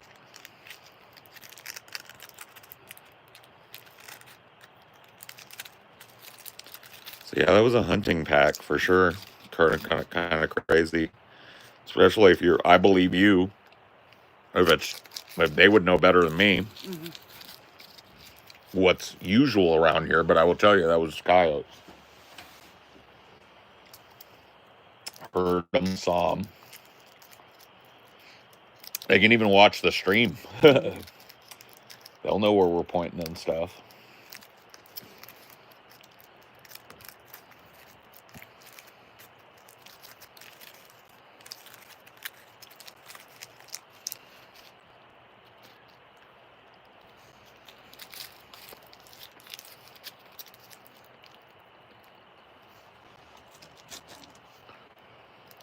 That might be something they want to hunt. Yeah. Yeah. If they're gonna find them, yeah. They're horrible because they'll kill livestock. Mm-hmm. You know, even go after them cows. They will. They'll bite up them cows. They'll bite up, goats and little sheeps. Drag off babies. Drag off people's little dogs. People love to have. They got to be careful because this is a place that everybody brings their little dog with them. Mm-hmm. And if there's a pack of coyotes, they'll all go in on one dog. Mm-hmm. They don't fight fair. And I don't care how big and mean your dog is, they will tear up your dog. Mm-hmm. If it's a dog that you like to let roam all the way down there, and it was all the way down there when you heard it yelping, it's going to be dead by the time you get there. So they just need to know.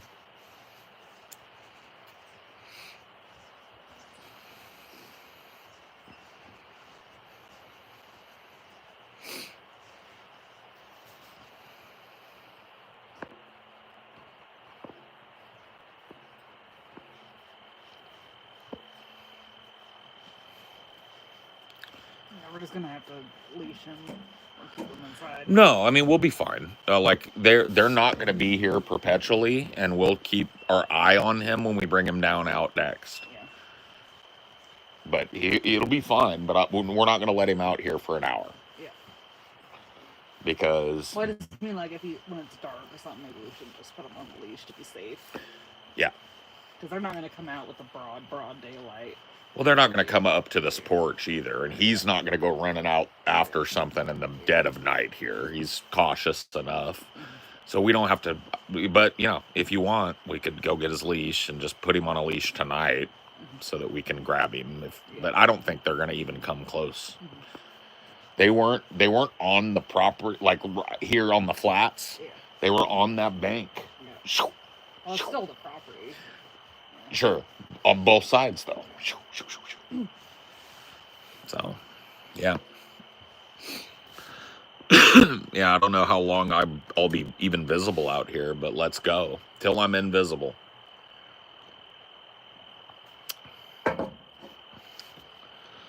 It's just so cool out here, though. I think the last time we were up here, they were telling me that they see a lot of deer out here. Like they're just super prevalent out here, and they'll just walk right up and eat, and so that's really neat. But yeah, I'm sure that, like, if we're seeing them here, that, like, Fish and Game and stuff knows that they're moving. And you're right. They might be more prevalent in the mountains that we came through that other time when we came that roundabout way up this way. And the fires. They might be ranging that area, and then fire that just burned everything out, so there's no more rabbits. Yeah. Well, I saw a rabbit earlier. So, looky. It might not be like typically ranging here, because probably like all the rangers over here probably shot them 100 times. There, you see how sleepy it is out this way. Who's looking? You know what I mean? I don't know.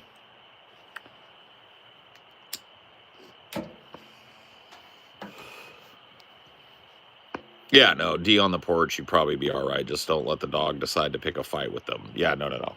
Especially not, I got nothing, I got no gun I can rack and let a round off in the air just so they fucking all scatter and shit. If I had that, I would feel way more confident just letting D do whatever. Not that I could save him with a shotgun. We could, or a pack of coyotes got to him, and if they were running up on him. It might spook him too, though. Well, that's the thing. Where's he going to go when spooked? He's going to freeze. Right. And what are coyotes going to do when they hear a shotgun? They're going to scatter. And then we're going to get Dino, right? But I don't have that. When we live out in the country, I will have that. And it'll specifically be for that. Bear, coyote pack, wolf pack, fucking wildcat, whatever it is, nothing hangs around when you shoot a 12 gauge. Everything for 3 miles around clears the block. So that's what we'll have. Oh, I know not to run. You remember what I told you when I saw that fucking coyote? When I saw that coyote, when he was chasing a rabbit, Dino went after him, and I was standing, and Dino was between me and him, and he was sizing up Dino. I stared that motherfucker right in the eye until he went away. You don't ever turn tail. You don't ever show him your back. I know, bro. They see fear, and there's enough of them, they'll go for you. Bro, they're hungry. Meat is meat. No, I get it, bro. A lot of people get killed by coyote packs. It's just a good thing to know that it's in your area.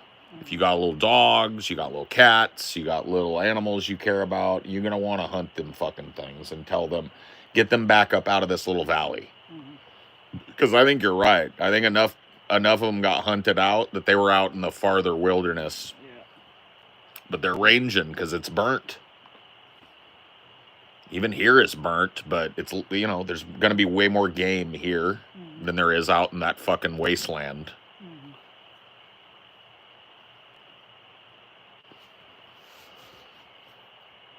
I kind of want to hear the Bigfoot roar, though, but not at the risk of D-Dog.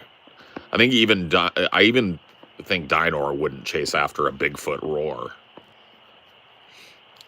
Get a 20 gauge, less recoil, but damn near as powerful as a 12. I grew up shooting a 12. I'm going to get what I know. I've shot 20 gauge. I used to shoot skeet. I'm getting a 12.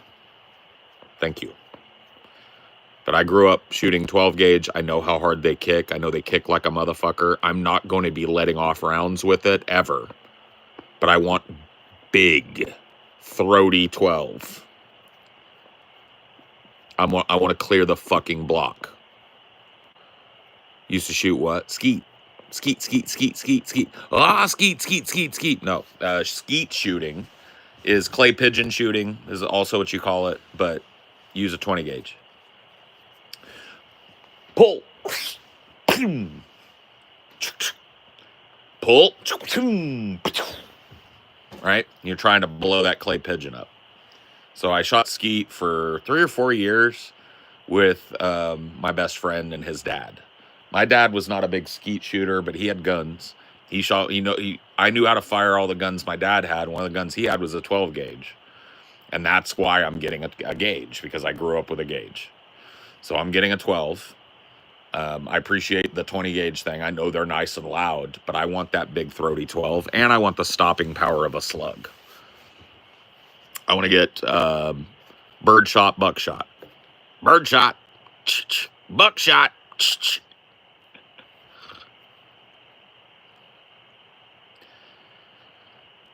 Oh, okay. Well, I tell you what, man.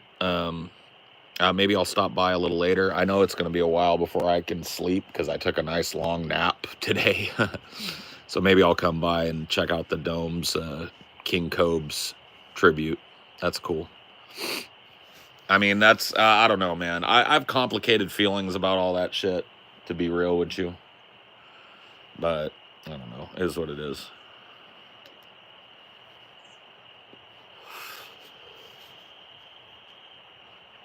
Yeah, you can see, like, soon as the sun is going down for real, all the frogs and crickets start singing. Hold on. Shh. Oh, it was that. Okay. I heard that bird, and I thought it might have been a coyote. Yep. Something. No, we're good. I'm all, like, perked up now. Oh, yeah, for sure. Thank you, Cigarette. I don't want to, you know what? I don't want to cause a bunch of fucking drama, but I do want to stir up a little bit more over there when I get back. Because I want to ask some of these dudes how they can do a tribute for a guy one day that drank himself to death, largely at the behest of his online community, and then be doing it to Black Metal Troy. Like, I want to know how the ethics of that, are they going to eulogize Black Metal Troy after he drinks them? I know, I'm not saying they're to blame for Black Metal Troy, and King Cobra would have got the alcohol any other way, right? Like, he was an alcoholic. He would have gotten it some other way if they weren't sending it to him. They just made it real convenient for him to drink way too much. That's all they did with King Cobes. And I don't think anybody at the Dome is, like, subsidizing Black Metal Troy in any way. But it's a good comparison. It's just like, you know, a lot of those people that are eulogizing Cobes probably, I mean, sent him alcohol, sent him money that they knew. Yeah. Yeah, thank you, honey. I love you. Oh, shit. Quit bumping your little knee. No, that wasn't my knee. That Oh. was my foot. Quit doing that. You only have 2 of those. I love Amelia. I wish she would just hit me with something instead of hurting herself. Bump. If she's going to be clumsy in a way that bonks me. If I'm her husband, it's my job to take the bonks.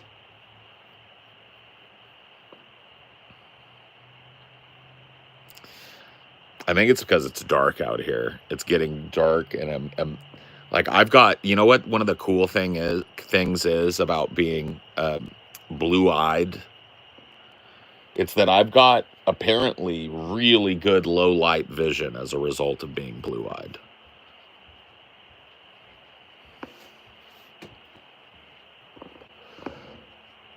How's your vision right now, baby? Okay. Yeah? You can see pretty good? Okay. I was just wondering, like, at what point my blue-eyed supervision kicks in. You know what I mean? I smell someone doing a campfire, isn't it? Is there? They shouldn't be burning down here. What do you smell? It smells like me. It's like campfires. No, not that. Nobody should be burning anything, right? It's burn ban. Thought so. Maybe somebody's doing a barrel burn or something. I don't know. But you let me know if you smell any more smoke. Yeah, unfortunately, we're in a fucking wildfire area and high risk because it's drought season. So we're not in danger of getting, like, trapped where we are. But if she's smelling smoke, I want to know if there's fire somewhere.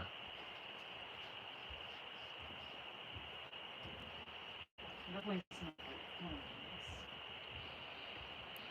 like Well, let me go take a little walk out there and take a look up and down that mountain. Let me put my shoes on real quick. You guys just chill out here and listen to the frogs. I'm going to go do a little walk around and see if there's a fire somewhere. We've been real careful. Been smoking up on the deck, putting them all out. So I don't see nothing. I'm not smelling anything either, so I'm trusting your nostrils. Yeah, you don't have to smell it. No, it's good. It's okay. Just stay right there. Mom and Dad will be inside in a minute. I don't smell anything in here, nothing burning in here. It smells fine in there. You stick your nose in there too. It smells like food.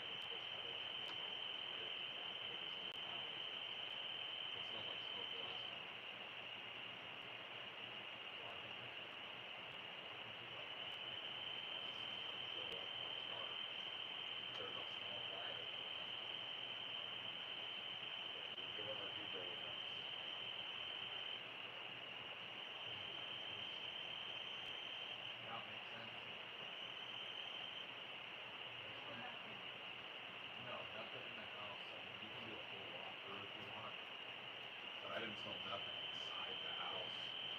There's nothing over here. But it's definitely smoky. If you want, when you sit down over here, look up the wildfire map and just see how close, you know what I mean?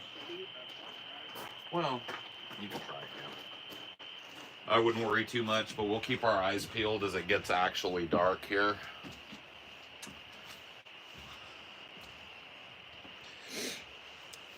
We'll just keep our eyes peeled. Woo-wee! Yeah, you guys are just gonna have to have ghost face killer. The porch light's all the way over here. Yeah. The only only thing I could do is turn on that bedroom light, and then you get a little bit more. Well, that's just gonna backlight me. Yeah, that's just not gonna help with them. Yeah. Oh, watch this. This is almost dead though, but if theoretically it wasn't. Yeah. You're gonna hurt your eyeballs. It looks cool though. You're gonna hurt your eyeballs. You're right. She's right. Ow, that did hurt my eyeballs. She's right. Paul's coyote. Yes, indeed. Well, I'll go grab myself another joint as well.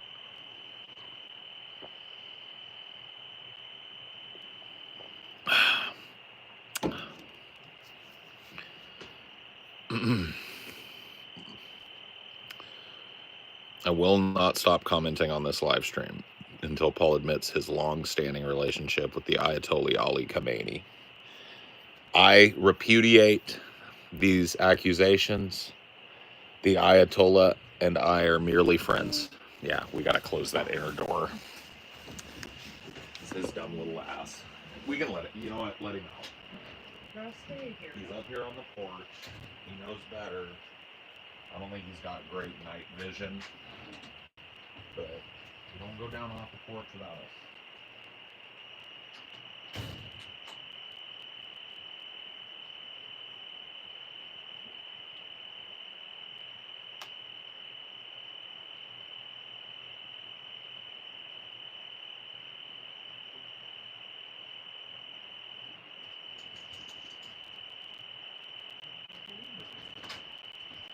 Got the peepaw bed right there. And I want you to be on that peepaw bed. That's the same one that was burning last time. And that's the one that we came through the last time you in? Yeah. And it's still up. So that's what we're smelling then. Because that ain't far from here. No. It's smoke-wise. And we're seeing the haze. You see that? Like, I know this is lit different, but the haze is not like it is over here. Yeah. And so that makes sense because that's the direction of that fire. So we're good. We're doing our due diligence, folks, because we really are in a wildfire zone here. And we're making sure. Saw earlier today, there's burned trees, right? Oh, yeah. I don't know if they saw it, but yeah, there are trees that this place almost burnt down. When was it? A few years ago? Yeah. And they managed, like this, because this place is so big and open, they ended up using this as a fire staging place, is what they told me. They were able to, get down to the river with some lines and pump some water up out of that and help fight it. So they basically stopped it here, which is wild. At least at this, because, fires have like 360 fronts. Yeah. This front stopped here, which is cool. But it also burned everything. You know what I mean? So it was probably pretty fucked up here. Yeah, that has to be what we're smelling, is that fire. That's what I would say. But like I said, the darker it gets, I'll do another walk around in the dark. Because if there's fire, you remember last night I got freaked out because of that. Yeah. If there's fire, I got Hawkeyes, baby. I will see it. I'll see the fire. Trust me. I can put these back on now, too. Geophysicist Stephen Burns got the coverage of the volcano eruption on the Big Island. Here's a weirdo, just like y'all. Good channel. Cool. Yeah, we're weirdos here, man, for sure. But no. I definitely don't want to get footage of a wildfire, okay? But you can bet your fucking ass I will, but I don't want it. This place is super special to everybody, and it's super special in general. It's just a special place. That's where we are, and that's where it is. That ain't far. No, that ain't far at all. And you can see it's burning up in the mountains, and we're not. We're down in a little trough. Yeah. And so it's coming up over those mountains. Dude, it's making my eyes sting. Because it's heavy. But I smelt it like this the last time we were here. Mm-hmm. Damn, that's a fucking shame. It's making my eyes sting.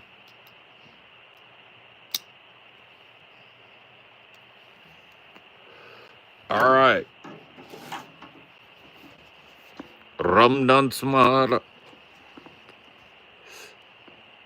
Haile Selassie.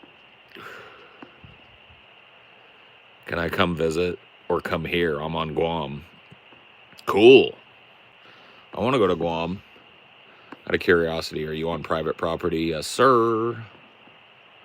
There's no such thing as anything else out here. It's either private or like state land. And I'm on a nice piece of private property here. It's the only place that I would feel comfortable doing some of the things that I'm doing.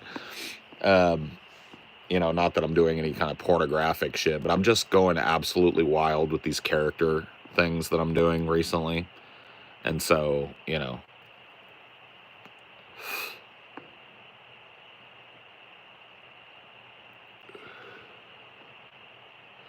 we need a candle to see your pretty face. Yeah, I don't think there are any candles. Maybe there are, but I doubt it. There's a burn ban anyway. I don't want to even light a candle, okay? I shouldn't even be smoking out here. No, I'm kidding. You can smoke. It's just you got to be careful. We're not going to be, like, putting them out, walking around the property. No.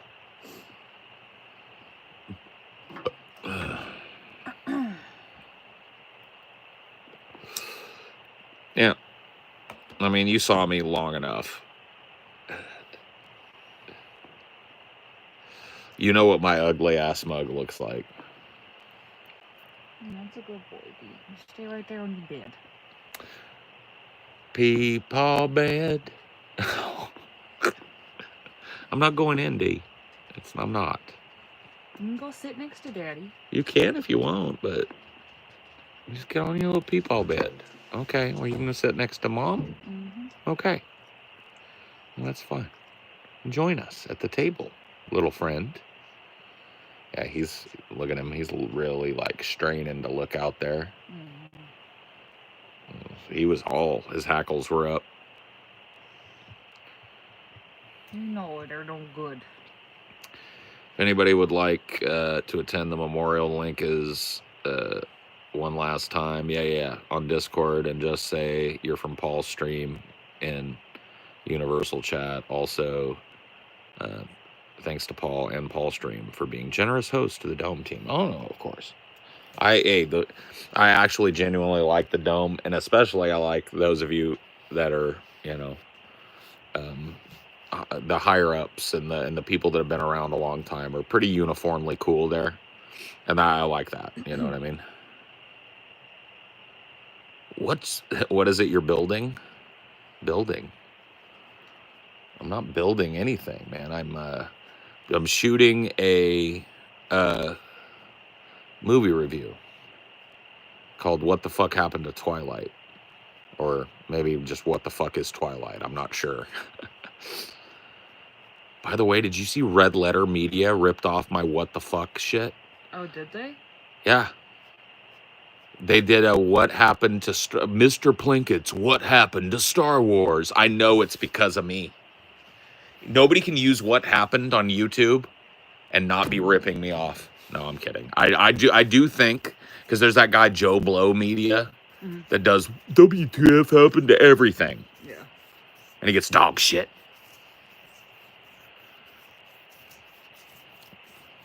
No. But I'm going to take the Howard Stern thing on that, dude. I'm going to go straight at these motherfuckers. I'm not looking to make friends. I don't want collab. No, I'm kidding. I'm kidding. Shooting a Perso movie review. Okay. I'm shooting a movie review of Twilight. Okay.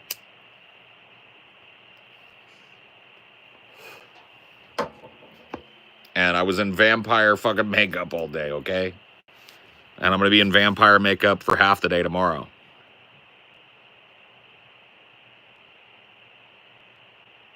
What the fuck happened to Hellraiser? Look that up, Pogie. 2 million views and counting. It's years ago, but that's the channel, okay? Look at what the fuck happened to Hellraiser on YouTube. Tell me what you find. Just WTF, obviously. You can't type in what the fuck on YouTube. But just WTF happened to Hellraiser ? And see what comes up, bro. Were you in Forks? Yup. Yeah, earlier this week I went to Forks. I went to La Push. We shot Doc there. It was beautiful. We got a lot of good footage and a lot of funny stuff.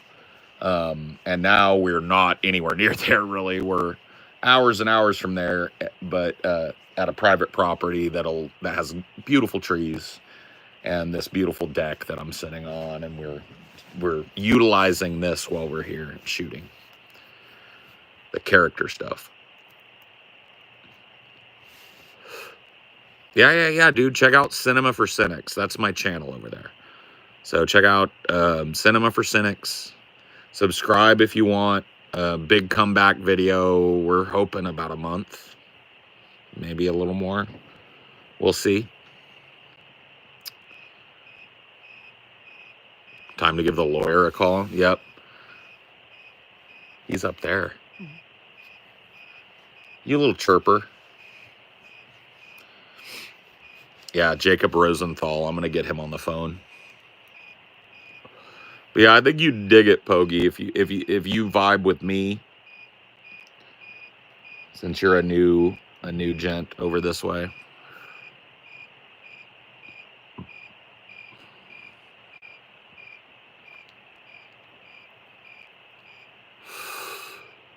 Yep, What the Fuck Happened to Alien as well. I did that. I did What the Fuck Happened to Jurassic Park. I think that's it, right? Were there any other What the Fuck Happens? I think that's it. Soon to be What the Fuck Happened to Twilight. Or What the Fuck is Twilight? Joe Blow about to shit his pants. When he sees the resurrection and sees that it's not just some pale nerd sitting in front of a green screen. Mm-hmm. When he sees it's a pale nerd actually touching grass and putting effort into the review. Mm-hmm. I'm telling you, every movie reviewer about to shit their pants. Mm-hmm. They're about to go, fuck, the bar just went higher. God damn it. Somebody's actually doing shit. Fuck. Yeah, just going to Forks told us we made the right choice. Yeah. Oh, dude.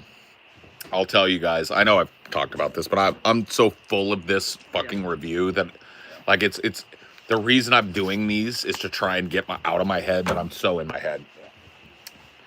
So we went to Forks, right? And I was thinking, it's like 10 years or more out from the last movie. And like more like 15 years if you look at the whole series and its peak. Yeah. Right? So I was thinking, like, dude, this is going to be a rundown little town. I was right. And they're going to hate Twilight. There's going to be like one Twilight store and this museum thing. And it's going to be like, everybody's going to look at us weird. Mm-hmm. Bro, in a random day, right, in the summer, it was early in the week too. So it was like not a weekend. It's like Monday or Tuesday of this week, right? Tuesday is when we were there. Yep. Fucking packed to the ass with Twilighters. Am I wrong? No. Tons of little gift shops. That whole town has Twilight shit all over it. It's keeping that town alive. Mm-hmm. In stark contrast, though, we drove onto the La Push reservation. Not a single Twilight thing to be seen. Well, there was just that sign. Right. Well, that sign was that's the line of the La Push reservation. So whoever owns that little thing put that there, and that's it. Yeah. When is all this C4C shit gonna drop? We are hoping about a month from now to have a finished project. But this is the biggest edit that I've ever done. Well, I'm not doing the edit. Amelia's doing the edit. It is her biggest edit ever. It's going to test her skills and abilities. And there's a fuck ton of footage left still to shoot. I've got all of the non-locational stuff, which I would say is like 90% of the script or more. I still have to do my performance for that. I'm just going to do that in a more controlled environment at home. Where I have way more time and I can just make continuity with a costume. So if I want to film it over a couple of days, no big deal. I've got my studio lights, no big deal. I can make it happen, right? So the rest of that, but that all has to be shot still, right? We're still shooting all of that so that Amelia can cut all of this shit together. Sounds like this ain't no random day. I mean, packed in the ass, bro. That's more like a holiday than a random day. No. It was actually packed up, bro. I shit you not. It was this Tuesday. Or Monday, yeah. Yeah, because we drove in. Yeah, we Sunday. drove in. Well, it was Monday then. Okay. Whatever it was. Yeah. Yeah, we drove in Sunday. I forgot. Yeah. So we drove in on Sunday, and Monday is when we were in Forks. And it was just fucking like ass to ass Twilighters. Yeah. The whole downtown area was just filled with groups of people that were all Twilighters. And that museum tour that we went on, which we'll feature in the review, was packed the whole time. The whole time by the time we got there, right when the first tour started, and it was booked an hour and 15 out, and they're 15-minute tours. Wild, right? So a lot of people showed up real early in the morning, got their fucking time slot, and then just went and ate breakfast, took pictures everywhere. Dude, the furthest point we went where I actually didn't see anybody was when we got to the high school. Yeah. I saw I saw something down that way, and I thought, oh, maybe that's town hall. We walked down there, and I was like, oh shit, it's the high school. Maybe we should go back. And then I was like, wait a minute. Let's shoot in front of the high school. It's summer. Fuck it. So we went right in front of the sign, and I was like, all right, I'm not a creeper. It's fucking summer. Get off my back. But this is what the actual Forks High School looks like, okay? This is where the actual Spartans are. And it looks nothing like it does in the movie. Just wanted to do that. We're going to get the fuck out of here now. But, you know what I mean? It's great. So there was a lot of like tourist trappy shit. They loved it.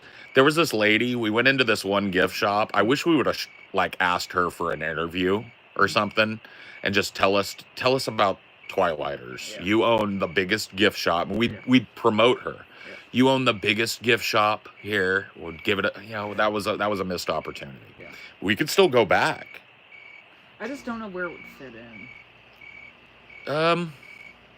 So there's that part in the script, you remember, where it says Forks locational stuff? Yeah. Like, so it's right after I'm at the Forks sign. Yeah. I'm here in Forks, they can't get rid of me, right? Boom. We could put however long, if it's a cool interview, and we get a couple, like, we'll tell her, we just want a quick thing. I just feel like it would be a tonal shift that might... Well, we would have to get multiple interviews, I think. But... Nah, maybe you're right. You're right. It's too much of a tonal shift. You're right. It would be cool for like bonus content or something. It would have been a cool thing to get. Yeah. Even if we didn't end up using much of it. Because she might have given one answer like, what does Twilight mean to you? Yeah. Oh, everything. You see? These people fucking love it. Right? That's what I'm talking about. We could have asked a couple of people that were walking around, those people that we were nice to when we took pictures, be like, you guys are Twilighters, right? Yeah, I'm doing this because they asked for my channel, remember? Yeah. I could have been like, you guys want to shoot something? And let me ask you about like how much you love Twilight. And we could have built that in, but we didn't, right? We still could, but it would have been real. I was so focused on shooting what was in the script. And then just locate like little... We did shoot something that wasn't in the script. The search for the 4X Jacob shirt. So that'll be fun, but may not make it into the script. Yeah. May end up just being cut content. I feel like that'd be too big of a tonal shift. Because you're just not someone that ever did interviews. Well, I think it would be... but here's the thing. I think you're right. It would be a tonal shift given... the way that I wrote this script. I didn't write it for interviews. Yeah. But I think I would be a funny interviewer. Yeah. And I think I'm approachable. I look approachable and people are not going to go like, ew, get the fuck away from me, right? And so I can, or even you're even more approachable. But like, we could go up to people, hey, would you mind, you know, I'm shooting a movie review on Friday the 13th. Obviously, we're both fans, right? I wanted to talk to a few fans and do some interviews about what it means to you, what your favorite movie is, what your favorite moment is, those sort of things. Are we cool? And we get them on camera saying, yeah, I'm cool with that. And that covers our ass. We can use them. Mm-hmm.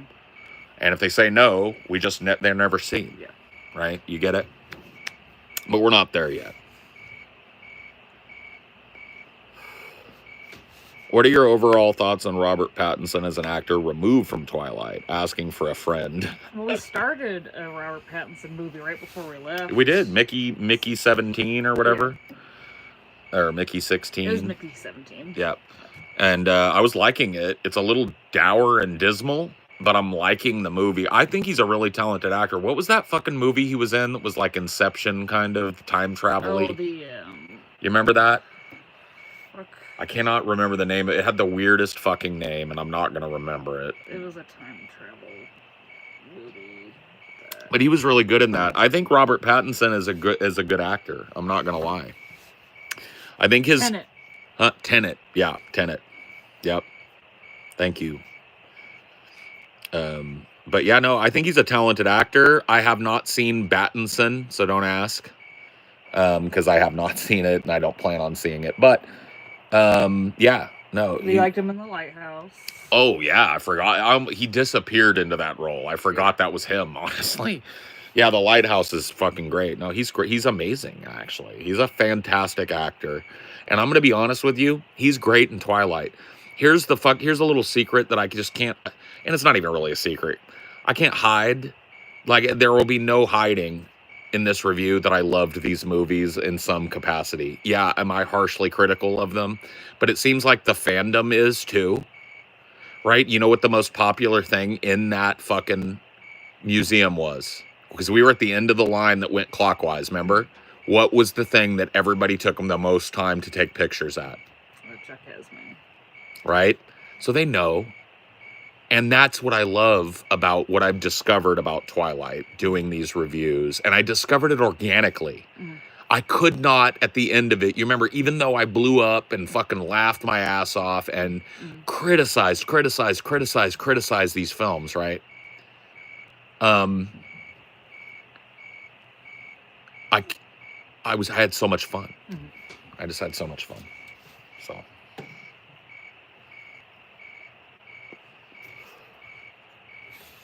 Oh, that was Logan McCrae's question. No, that's fine. He was okay as Batman. Yeah, I'll leave it to you on that shit. You just don't want to see another Batman movie, period, no matter who. I'm done. Yeah, I'm done. Like, a lot of people are trying to grouse on me to see this Penguin shit, and I know it doesn't heavily feature Batman, but it's in Gotham, and it's one of the Gotham guys. I'm done with cape shit.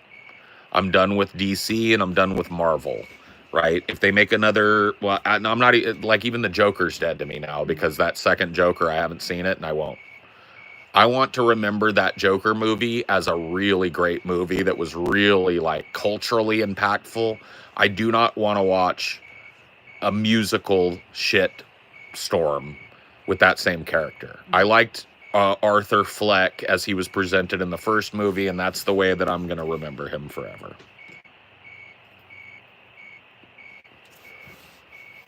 What? Oh, no, dude. It's just because, if you think about it, Pogie, how long? It's been 20 years.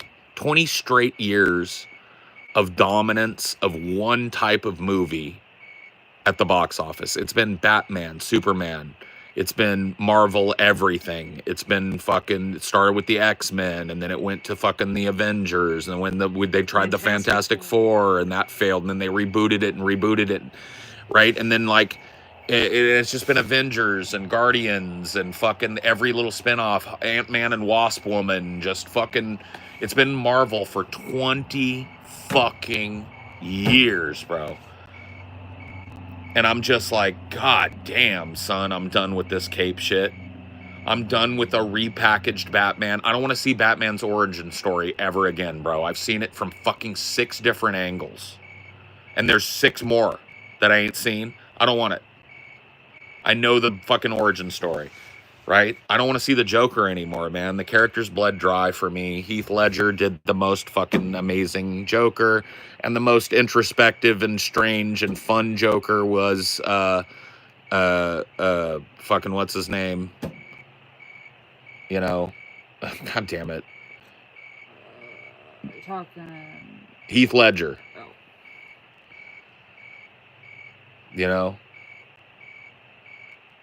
And that's going to be that. Do you care for The Boy? I haven't watched The Boys. I've been on. You don't even want satirical cape shit. Let me tell you this. I've been on Cape Strike since before I met my wife. Yeah. Like I've been married less long than I've been on Cape Strike. Okay, so you can factor that shit in. I ain't seen shit. We saw Craven. I watched just to double check that you were. Yeah, for sure I dipped in. We saw a thing. I watched Craven the Hunter. People told me it's not a real fucking Marvel movie. It's a fucking Marvel movie. It sucked ass. I was right. Cape shit is a cash in, and I shouldn't be watching it. So the most modern one that I've seen is Craven the Hunter. And if you've seen that, you know what I saw. You saw what I saw. You saw the rhino's tiny little pants.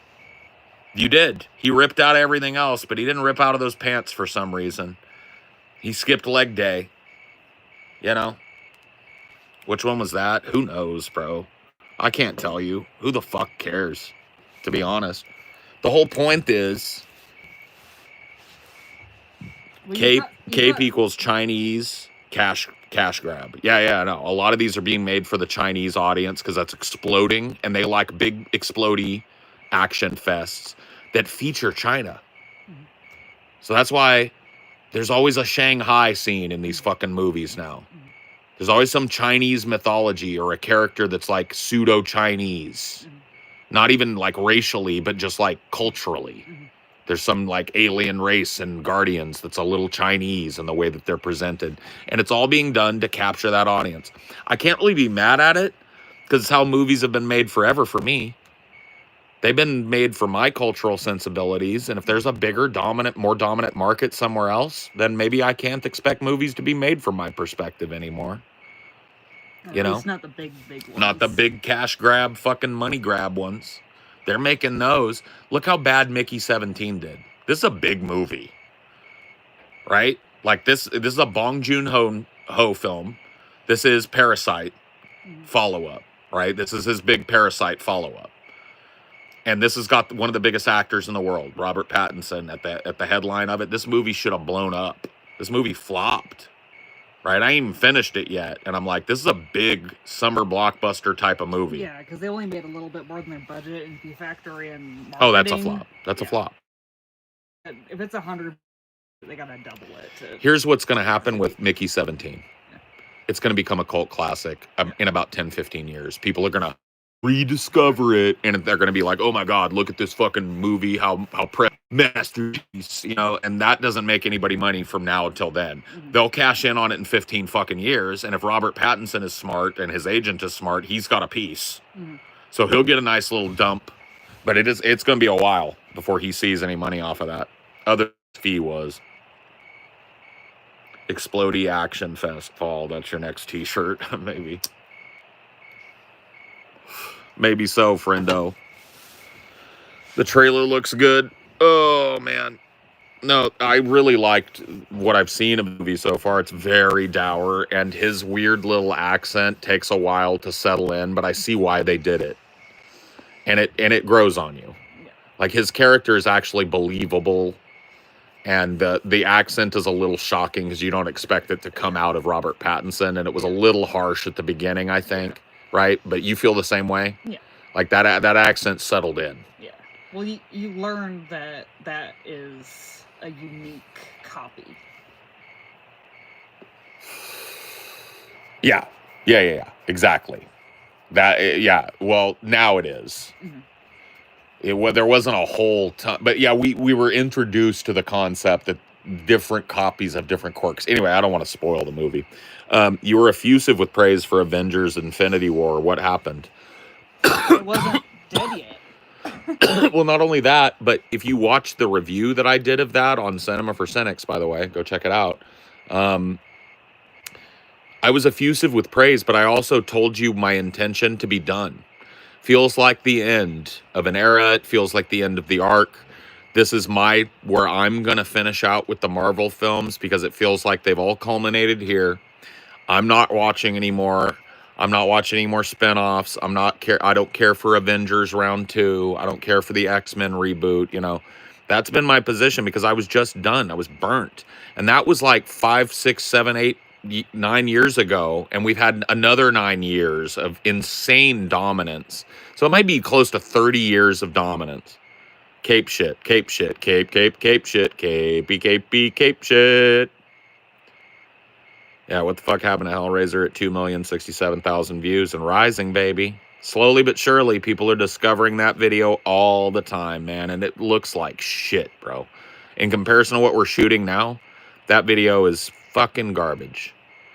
In terms of just aesthetics and quality and stuff, I was figuring it all out, man. The guys helped me build a little set, you know, and TJ would help me shoot. So it's not like hideous, but my editing skills were ass. Amelia's already a slicker editor than I ever was.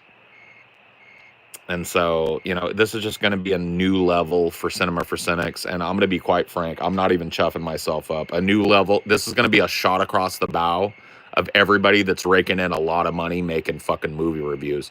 Is if this blows up the way I think it could, there's a new sheriff in town. I will tell you this, if effort matters and if intent matters, dude, nobody's doing it like me. I don't think they can, to be honest with you. But I'd be happy to help them step their fucking game up. I've already done it once or twice for them.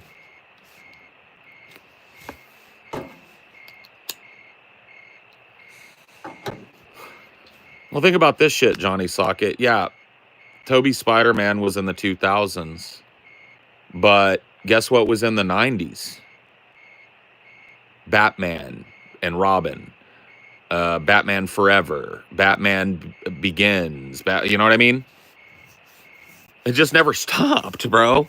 It started with DC, and it just fucking morphed into, you know, the late 90s X-Men. Right? Come on, bud. Early 2000s, X-Men again, and fucking this, and fucking that, and fucking this, and Fantastic Four, and fucking oh, that flopped. Let's try this. Oh, that hit big. Let's make a billion of those. Avengers. Oh, fuck. Oh, Guardians of the Galaxy. Oh, fuck, it's a bill. We're trillionaires. It's been forever, bro. It's been forever, and I'm just tired of it, bro. I'm just tired of it, bro. This is Batman Forever, Batman and Robin, Batman Begins. We got nipple suit Batman. We got fucking Arnold Schwarzenegger hamming it up as Iceman, you know? Dr. Freeze. We got it all, friendos. We got it all.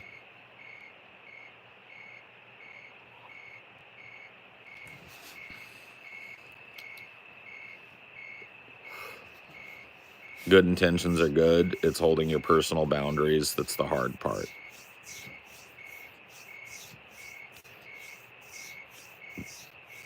Blow it up, bro. Effort and talent matter a lot. Yes, sir. Well, I know I have talent. I'm not trying to chuff myself up. But I know I've got talent, and I know I'm putting in fucking effort, and so is my wife. We're 50-50 on this, man, and I'm going to tell you guys right now, for better or for worse, I needed a partner like her my whole life, man. She really, like, I'm not even talking business-wise. I'm just talking in general, but business-wise, I've needed somebody that would just step in and help me to facilitate the things that I'm not good at. And she is that, man, and everything else. She is 50% of this. You guys will get to see me, and the sad thing is I will get the praise, right? But she's fine with that. She knows what that means. Because they're not going to see her. But there is every bit as much her in this as there is me. That's what I needed my whole life. I needed somebody to take half of this and to be with me. And to know me well enough and to know my proclivities well enough and to be able to learn with me and stuff.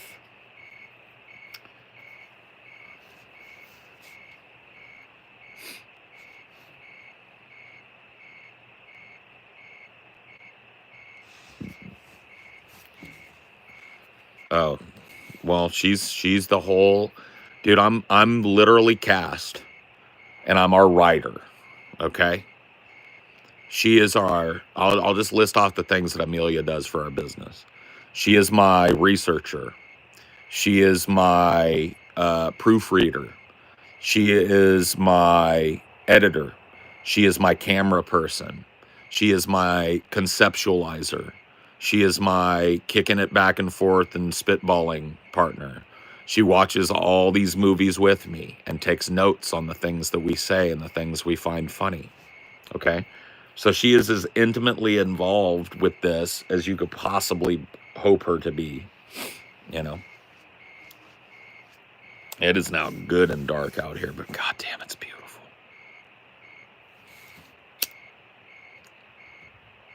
Boo. How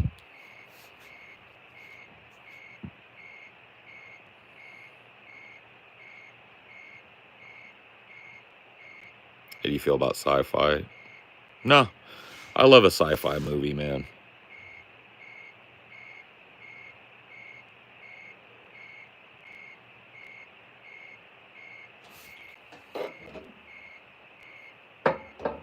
Chirperino cappuccino, pepperino cappuccino.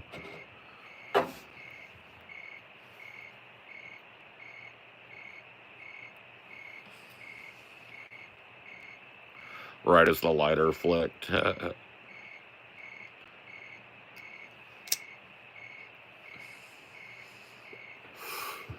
Yeah, no worries, Cigarette. I'm sorry, I'm just streaming up a storm. I promised somebody earlier that I was going to chill with them tonight. I don't even know if they're still around, but the big homie is, you know, out sleeping in a Walmart parking lot tonight, and I probably would have ended this a long time ago, but I made a promise. Envy, you still out there, homie? You still safe, homie? Let us know that you're safe and sound there, all right? And you still enjoying what we're doing out here? You still fucking kick back and listening at the very least? All right, brother. I keep my promises, man. My battery is getting kind of low, but I'm going to run this bitch dry for you tonight, okay? I make promises, and I keep those promises. Yeah, Phoebes. Envy earlier, I think maybe before you came in, let us know that they really appreciated me being live because I was, you know, providing them with somebody to talk to and keep something to listen to and watch while they were sleeping in a Walmart parking lot for the night. Batteries looking about 20%, I would say, give or take, you know, 2 or 3%. No, man, I just like, I gotta be honest with you, man. When people come through here, and I've seen Envy around a little bit, when people come through here, man, and I see them, I can't help but develop a little bit of parasocial care for them on the other side, you know. In the same way that a lot of people would be sad if I was laid up or dead. You know, when I hear a homie, somebody that watches me, somebody that likes what I do, and that's the lifeblood of what I do, right? When I hear that one of them is sick, hurt, poorly, in a situation financially that's not great, man, my heart kind of goes out.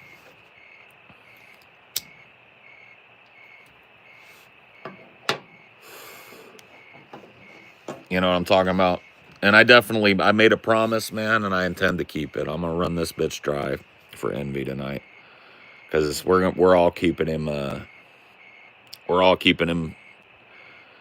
You know, we're keeping him company a little bit, letting him know he's not alone out there, even though he's out. He's having it rough right now or whatever. You know, that's what it's about, bro. But definitely, yeah, subscribe to Phoebes' channel. Phoebes, I don't like calling her this, but it's self-applied, dirty kid.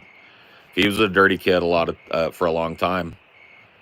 You know, lived on the road and stuff, and she knows quite a bit. So you should definitely go over to Phoebes' channel.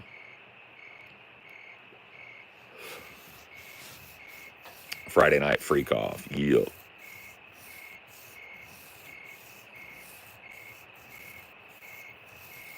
Well, you know what? Here's the thing, Pogie, man. We can't care about everybody, and you can run your battery dry trying to care about the whole fucking world, but when you touch somebody, they touch you, and I don't mean physically touch. I just mean you make a connection one way or the other, and you follow up on that connection. You're doing the Lord's work, man. I'm not even a Christian, but I'll tell you right now, you're doing the Lord's work.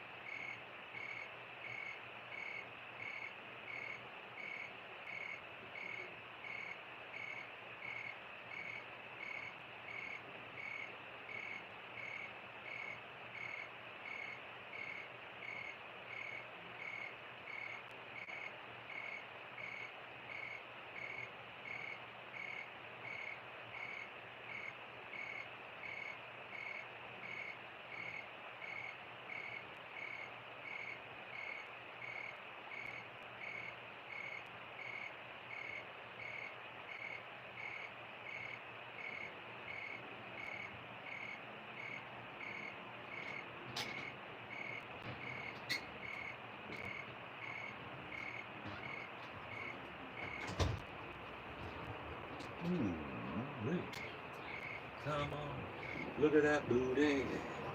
All right. Sorry, I didn't even tell you. I gave you the real Irish goodbye there.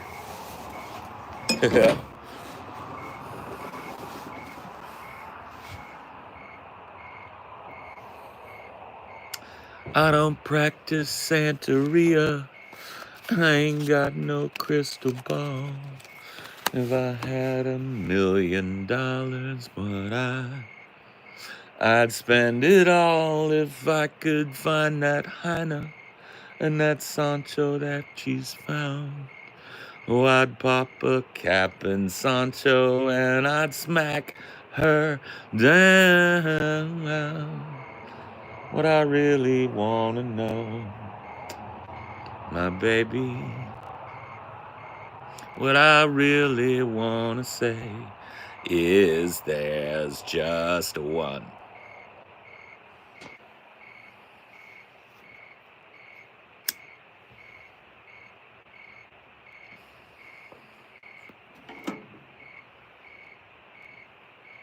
Tell Sanchito that if he knows what is good for him, he best go run and hide.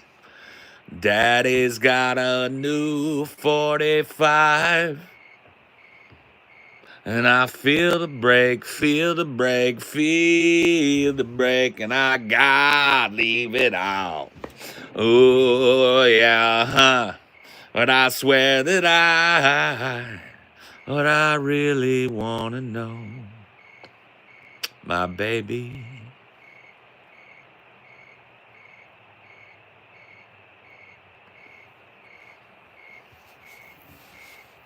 What are the songs you want? Envy. Give me a song in my wheelhouse, bro. We're talking 80s, 90s, early 2000s, hip hop, rap, R&B. Thanks, Thicky Ropes.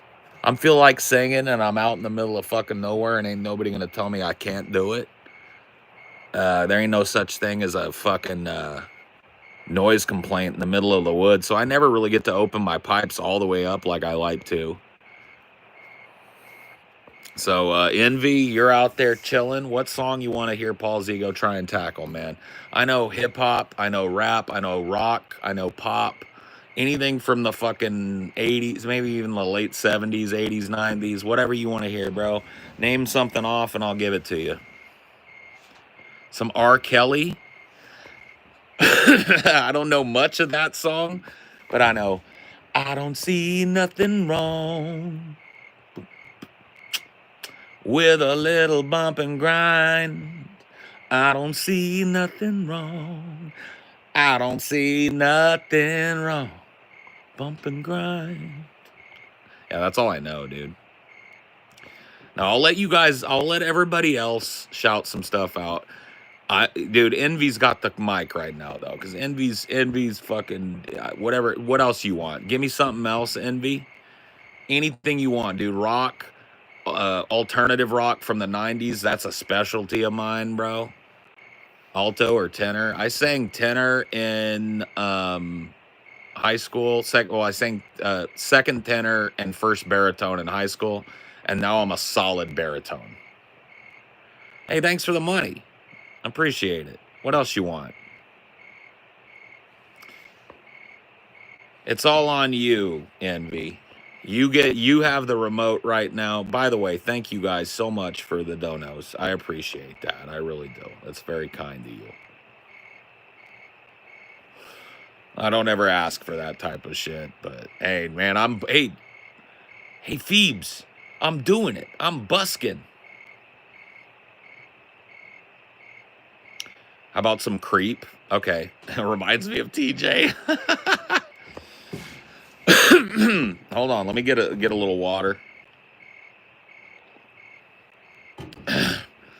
All right.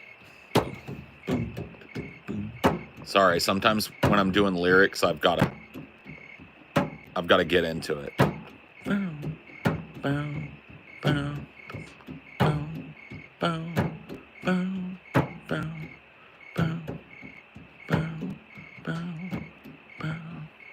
When you were 4,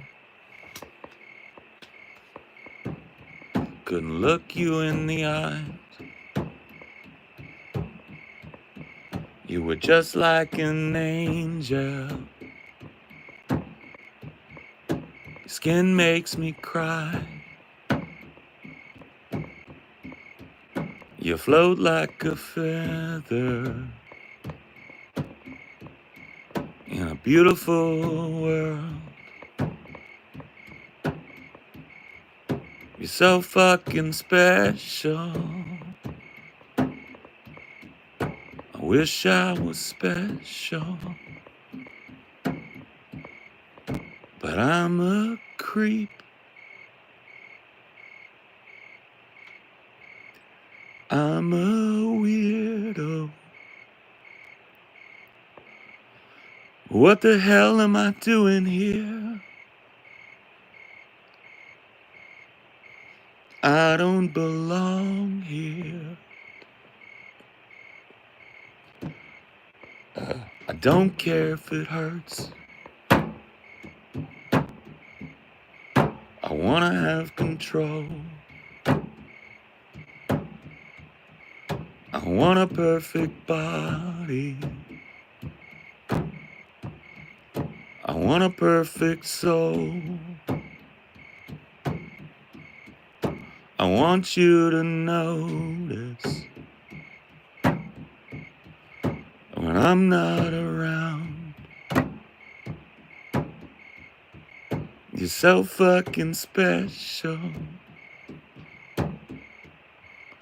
I wish I was special, but I'm a creep. I'm a weirdo. What the hell am I doing here? I don't belong here. Oh, oh, she's a running off.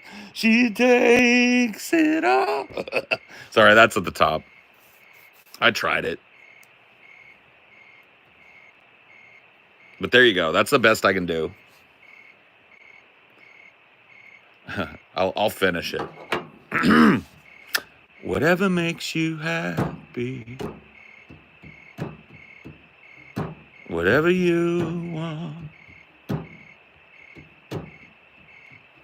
You're so fucking special. I wish I was special, but I'm a creep.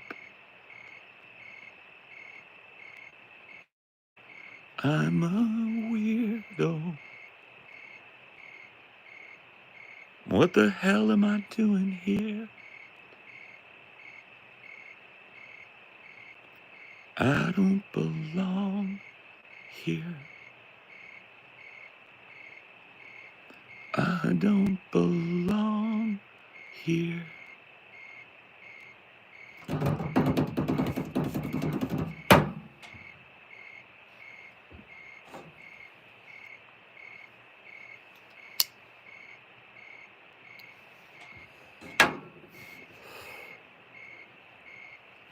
Thank you.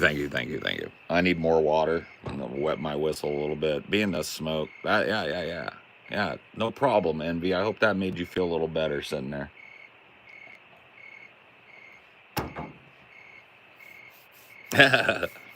Maybe I'll take a couple more requests from the chat here in a minute. Let me finish this cigarette. You can't really smoke and sing. I have a hard time with that. Yeah, I'm busking, Phoebes. I'm doing it. Thanks, Phoebe. I'm gonna drop a fat dono on Phoebe one day. Ching, I see it coming. I got a lot of payment to pay forward. Dude, you have no idea. I rocked out so hard with you. Good. I'm glad, man.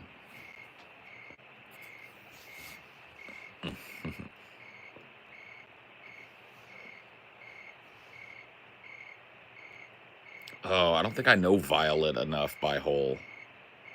I wish I did.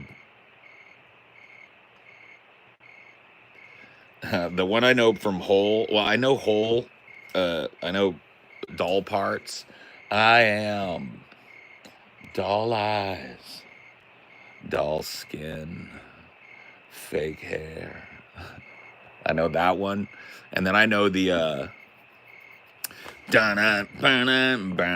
oh, make me over. I know that era. That's my whole. I just sang it drunk with my mom. Yeah. Cool, man. Good shit. I mean, I know some Nine Inch Nails, but you got to give me some actual. Which one do you want to hear, Pogie? You get a request, Pogie. This is on you. Any song from that era, man. You like 80s pop and rock, you like 90s rock, you like hip hop. I'll give it a shot, bro. But yeah, it's on you now. But I want you to pick whatever you want. I know that's pressure, bro.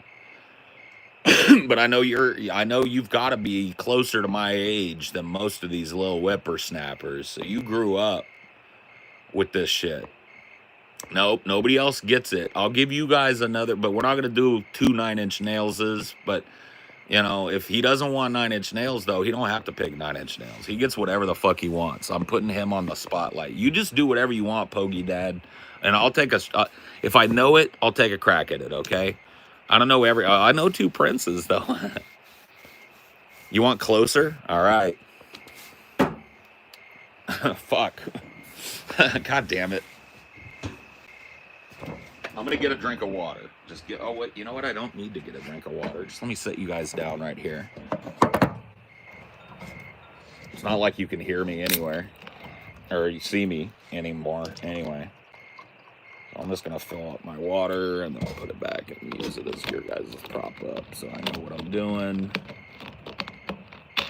There we go. I just need to suck on this water because my throat is, dude. The climate that I'm in right here is drier than shit. Okay.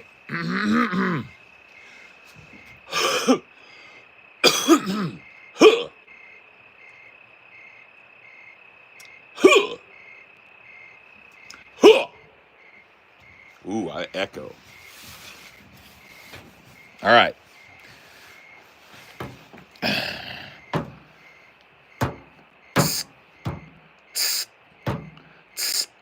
I need a symbol, man. I don't have a. Can I do? Nope. Okay. Boom. Boom. Okay. You let me violate you. You let me desecrate you. You let me penetrate you. You let me complicate you. Help me, I broke apart my insides. Help me, got no soul to sell. Help me, the only thing that works for me. Help me get away from myself. I wanna fuck you like an animal. I wanna feel you from the inside. I wanna fuck you like an animal. My whole existence is flawed. You get me closer to God. Oh, that's right at the edge of my range, bro. I can't do the second verse. That's too, dude. Trent is such a vocalist, bro. You gave me such a hard one. I feel bad. I fucked you. I could have done Hurt better, That's more tremolo and more in my upper, like my falsetto register. But Closer needs to be full voiced, bro.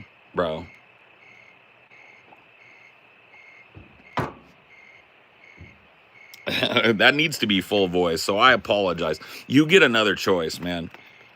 You get another choice. Because that dude, I gave, Creep was good. That's in my register. At least most of it was.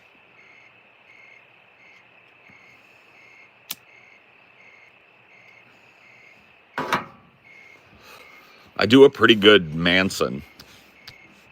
Not every Manson song. But, I'm typically more good at like, what's that one that like, dear God, won't you let me tear knuckles down and hold yourself? Dear God, won't you climb off that tree into the shape of a T? Dear God, the paper said you were the king in the black limousine. Dear God, and all the king's men couldn't put him back together again. Before the bullets, before the flies, before authority. You want Dope Show? Boom, boom, boom, boom, boom, boom, drugs. They make us feel so hollow. We love in vain, narcissistic, shallow cops and queers. To swim, you have to swallow. I hate today who I wake up here tomorrow. We're all stars now. In the Dope Show, we're all stars now.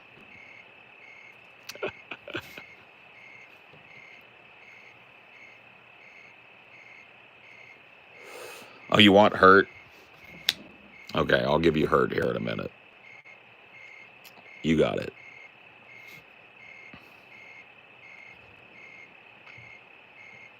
Bump, bump, bump, bump. Does anyone know the episode where Scotty sang Scotty Doesn't Know? I don't remember. I wish I knew that song, but I don't. But, you know, I may as well take advantage of the fact that I'm in the middle of the fucking woods. If you guys want to hear a song, I'll sing it. I'll do my goddamn level-headed best to croak one out for you. I've been out here singing, baby. Don't forget you got that whole ass water bottle right there. I know, I filled. Oh, I'm sucking at it. He's whipping like a Okay. Just be careful, baby. Do you have your phone? Yeah, I'll light up. Yeah, just light up your phone and just don't take him very far. Well, I tried, but the closer was a little. Sing a romance to your lovely wife. Well, what song should I sing to her?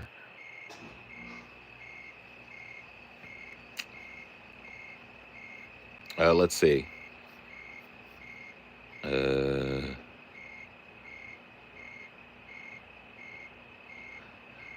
something in the way she moves, or touches her hair, or calls my name, that makes me leave this sadder world behind. I wish I knew more of that song, because I can do a little bit of I could do a little bit of, what's his name? James. Fuck. What's his name?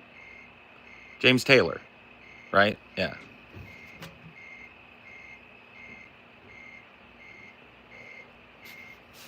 She's out walking Dinah, but she could hear me.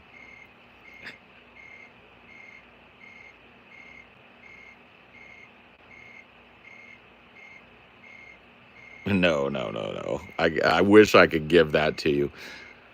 Just kidding, Envy. Every night in my dreams, I see you, I feel you, and I know your heart will go on. Near, far, wherever you are, I believe that your heart will go on.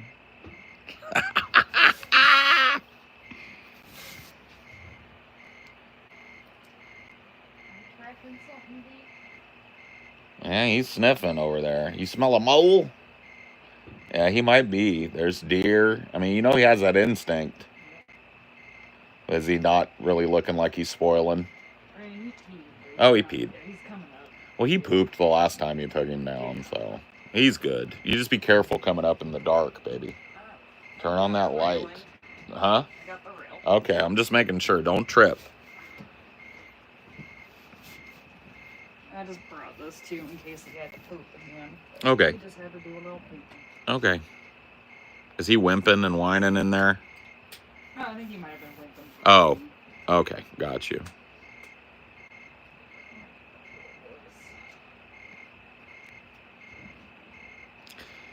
Oh man, yeah. Give me an easier. Give me a tougher guy than Steven Tyler. Come on, he's so easy to imitate. No, I'm kidding, Poggy. Dude, I can't do Steven Tyler. That guy's a tenor, bro. That guy is a fucking tenor. And I can't get up in that register even if I want to. That is a beautiful love song, though. I'm going to make Paul sing My Heart Will Go On at the meetup. Phoebes, I hope you're bringing your fucking guitar, because we got to busk a little bit together, Phoebes. All proceeds to Phoebes. No split. Me and you, duet. Are we doing it or not? Tell me we finna do it. Oh, yeah, TJ saw my text. Oh, yeah? Yeah. I just texted them kind of an update on stuff, and TJ saw it today.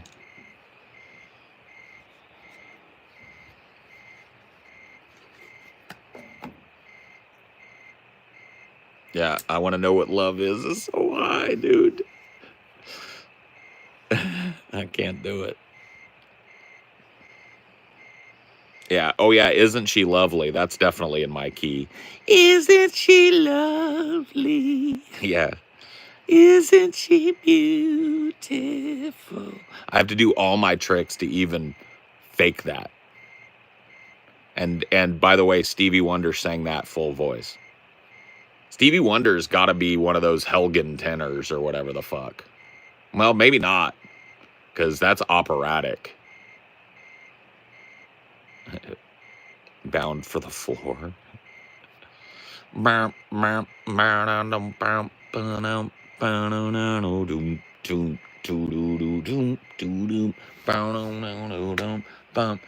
to be down. Learned all my lessons before now. Born to be down. You'd think I'd be used to it, and you just don't get it. Keep copacetic and you learn to accept it. You know you're so pathetic and you just don't get it. You picked the most monotone song ever, bro. That song doesn't leave that register one time. And you don't. That's the hook. And you don't. It's just the same line. But whatever, I know the song. Do you know some Rage? I mean, not enough, man. I know, like, enough to get in trouble with. But I mean, there's a lot of repetition in Rage.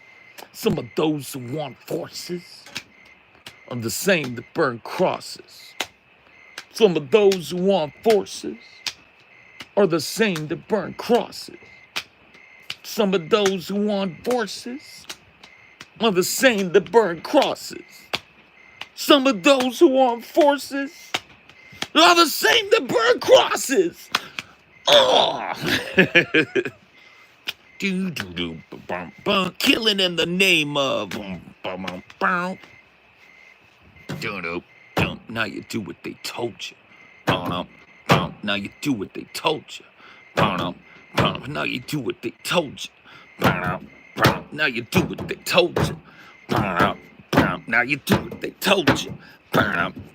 Now you do what they told you. See, if Phoebes was here, she could be countering with, now you're under control. Now they do what you told you. Now you're under control.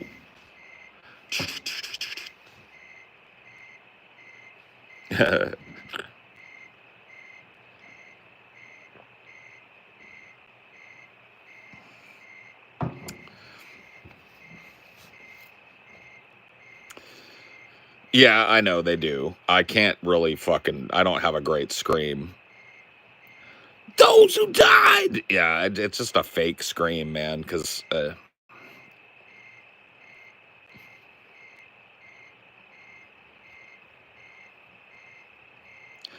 Well, Phoebes can scream then. Phoebes can take that part. And I'll just rock out. No, you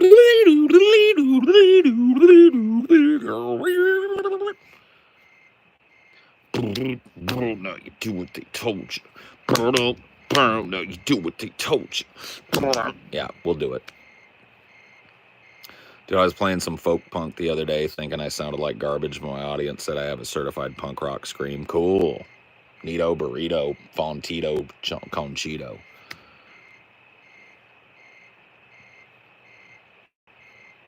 Yeah, now that you point that out, they do kind of like repeat themselves a lot. Yeah. Well, it's rap rock. Lights out. Guerrilla radio. Turn that shit up. Lights out. Guerrilla radio. Turn that shit up. Lights out. Guerrilla radio. They just, there are like lines, but I can't do them.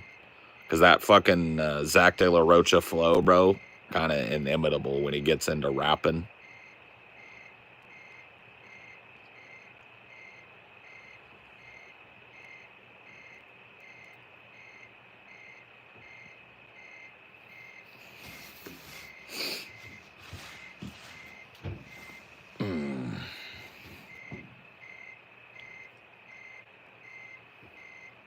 But that's based.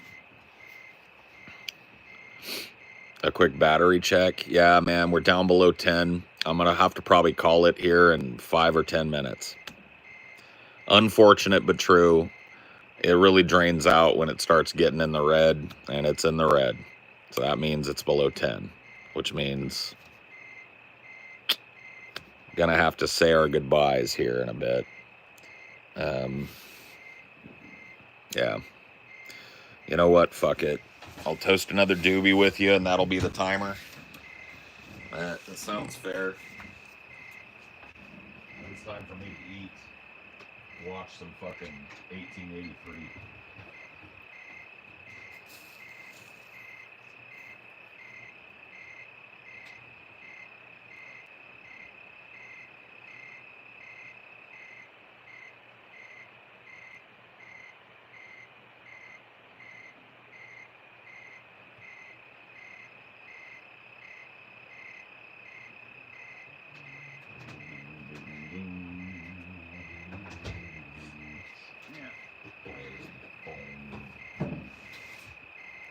Downside for Mac is they only have enough butter for one of the boxes, so the other box you have to use oil or something.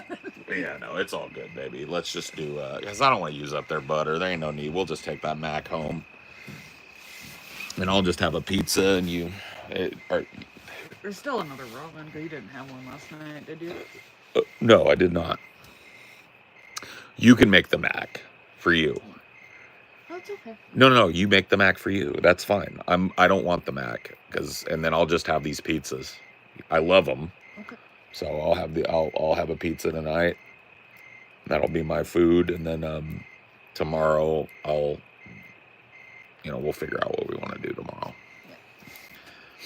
Yeah. No big deal.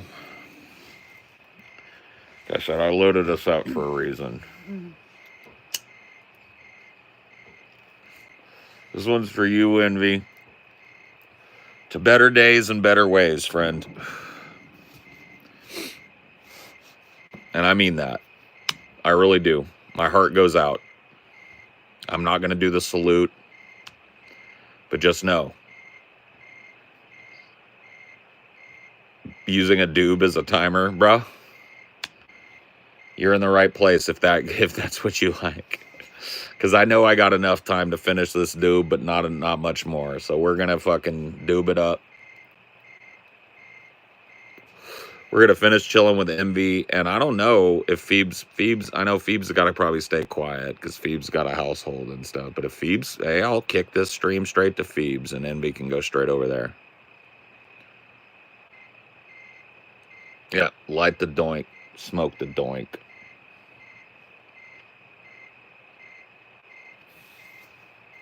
You stream outside at night?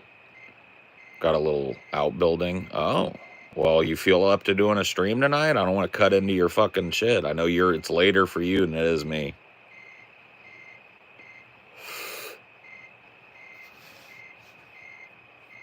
Well, if that's the case, then Phoebes, if you want to kick up a stream, I'll kick it over there, and you can keep Envy company for another hour or so. That'd be cool. I'm sure that they would.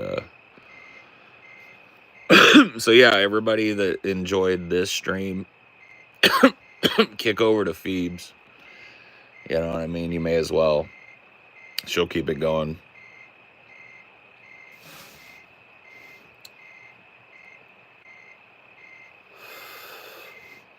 No, for sure, man. Ain't no reason for you to be lonesome. Better days and better ways, man.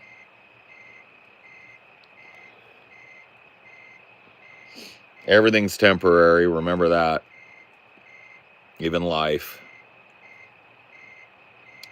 That's not just to Envy. That's to everybody. I'm stoned enough to get philosophical now, I think.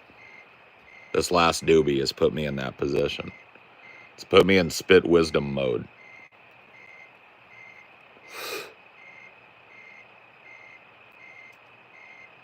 Yep.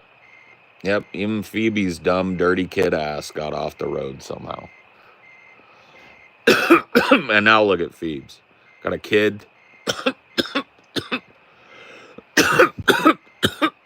Farming a little plot. You know what I'm talking about?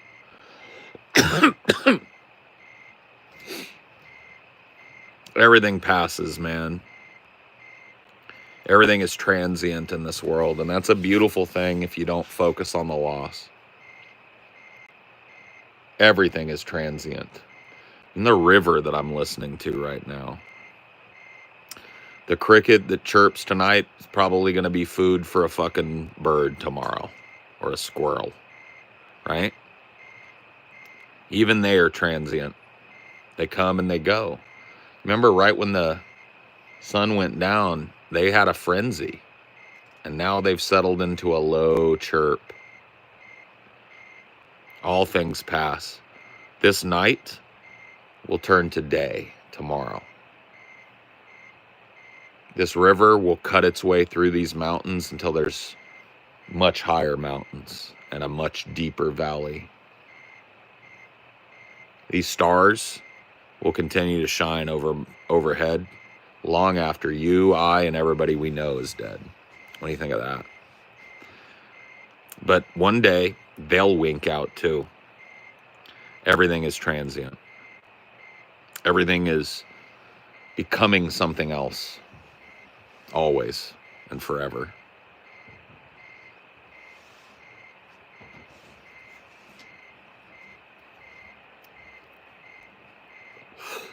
Well, my advice, Poggy Dad, is do it. Man, I gave Phoebe the same advice a couple years ago, and look at her. She busks it up, makes a little dough on the side. She's killing me in terms of these because she puts more effort in, you know. So, do it just like I do it like this, man. Use your cell phone, do these vertical straight dummies, right? Because they'll try and run you off. It expands, it contracts, and the wheel in the sky keeps on turning. Yeah. Ain't it the case? And ain't it the truth?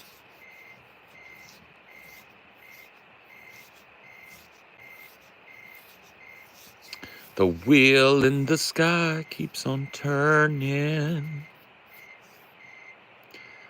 I wanted to tell you I'm fucking blown away, but 640K views in the last 28 days. That's nuts, Phoebes. You're actually cranking it, man. You're doing it. Yeah. And that's good shit. That's good shit. You know, I'm happy to hear that for you.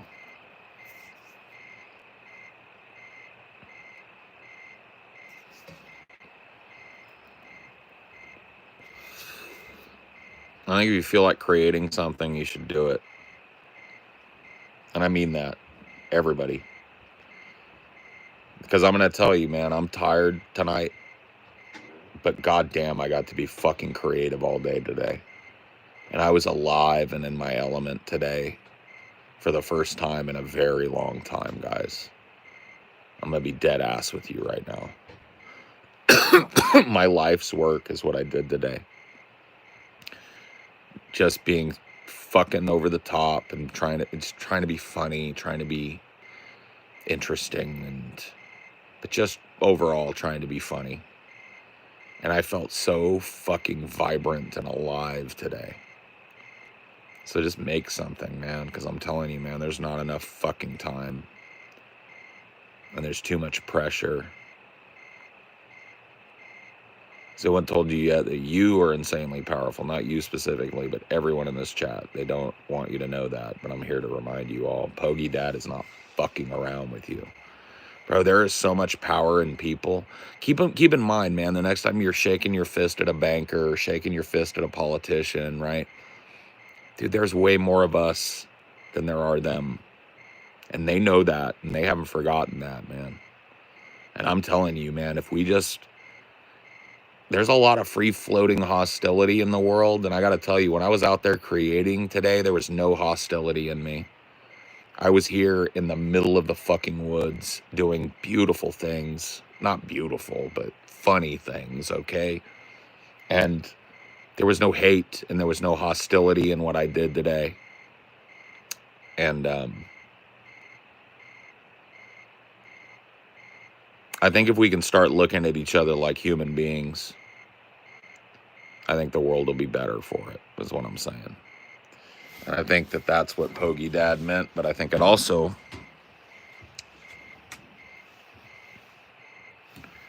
means, like, remember how powerful us together is, too. As far as I can tell, the whole point of life isn't to preserve or steal or control. It's to co-create with the world. Yes, well, that's Tao. I'm a Taoist, Pogi Dad. Not a super religious guy, but I am a religious guy. I keep to the Tao. And I contemplate the mystery of the Tao, and that's a lot of Taoism you just spit, even if you didn't intend to.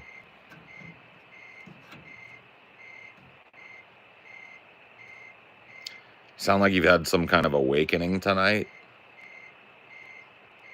Yeah. Well, tonight was a big night for me, man. I have not performed like I did today in years, guys. It felt like I was on stage again. It felt like but I'm the director and the actor, you know? And yeah, man, I feel like I'm going to want to do more of this. And I feel like that this is a new direction for me and a new vibrant kind of creative era. And because I feel like, I'm going to be honest and dead ass with you guys, because it's just a lot of my fucking fans that are sitting here, right? I love the show that I do, but man, we're working on it. And we're changing things that are going to make it a lot more fun for me, but it has gotten stale. And we know it. And we need to shake it up. And we're in the process, okay? And that's what I mean.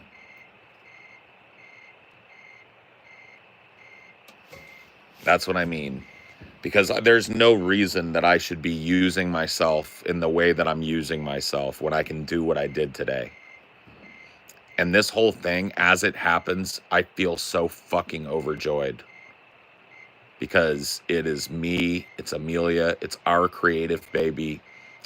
We thought about it, we planned it, we were so careful, we spent a lot of money, you know, getting gear and getting ourselves fucking around and stuff. And we're here and we're doing it, and it felt so fucking good today. And I'm already getting fucking excited for tomorrow. You know what I mean?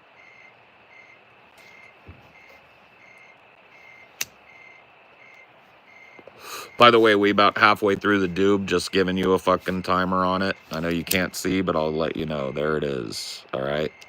The timer's still going, Envy. I'm still here with you, okay? And we're all here with you, and we're all here with each other. Hey, you guys know that? I'm hella stoned, but follow along with me. We're all here with each other right now. All fucking 47 some odd of us, or 48 of us. We're all here with each other. I have shied away from saying that word to people that I don't know for so long, femboy, but it is true. I'm going to say it here tonight. I love you all. And I really do. And that's not just the people watching now. That's to every goddamn human being on the fucking planet. Dude, if I wasn't such a humanist, I wouldn't be such a pessimist.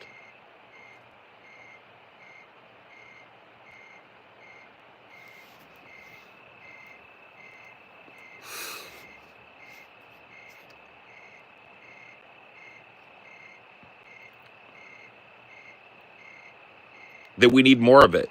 How do you counteract hate, Phoebe? You've heard me over here bitching, moaning, whining, and complaining about all the free-floating hostility in the fucking world. So let's let some free-floating love. Why don't you do that? Why don't you do a love, acceptance, tolerance, beauty, appreciation stream, man? Because I got to tell you, the world needs more of that and less of the rest. Pogi, I hope you go and subscribe to that Cinema for Cynics channel because you were here at a really important time for me. You met me at a real crazy day, Pogi. You didn't know that, right? You scrolled up through here, or did you know me before this? I don't think you knew me. I think you're a brand new fucking friend, right? And you came up through here, right? So I really do hope that you fucking just go drop a subscribe over there so that when it hits, you see it, man, because I want you to see that what came out of this day.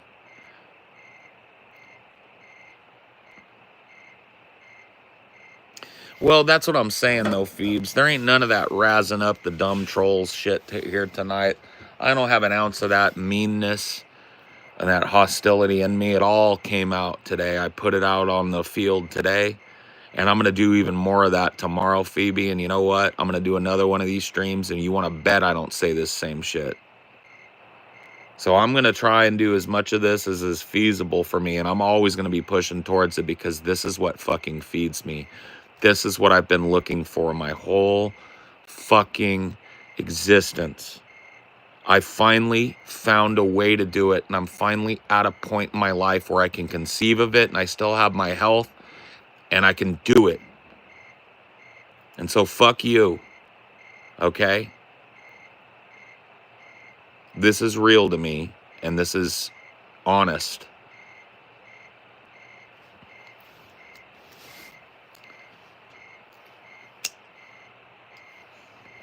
This is what I do. This is what I've been building towards all these fucking years without knowing it, guys. All of the skills that I've gained over the last 10 years of my career, if you want to call it that, right? Didn't know you at all, total rando on my feed. Yeah, dude. See how this happens, bro? What do they call that? Kismet? Or what are the, no. What's a happy accident? Serendipity? Isn't that what they call that? Right? Because we're cut from... Dude, tell me we ain't cut from the same fucking cloth, Bogey. We might not be the same age, but tell me we ain't cut from the same cloth, brother. Because we are. And you know what? Game recognized game. We find each other eventually. Through whatever means we find each other and shit, right? And it is what it is, player. But that's awesome. And I really want you to see what comes out of that, even if you don't pop back in here and even if you don't follow me anymore.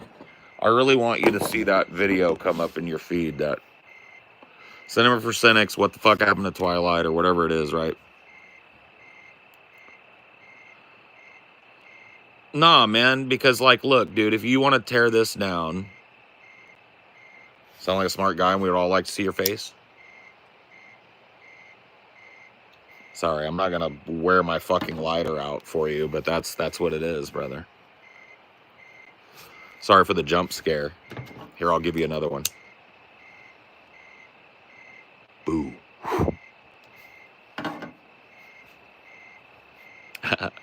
No, but yeah, if you can, if people can go and hate on each other and be hateful to each other,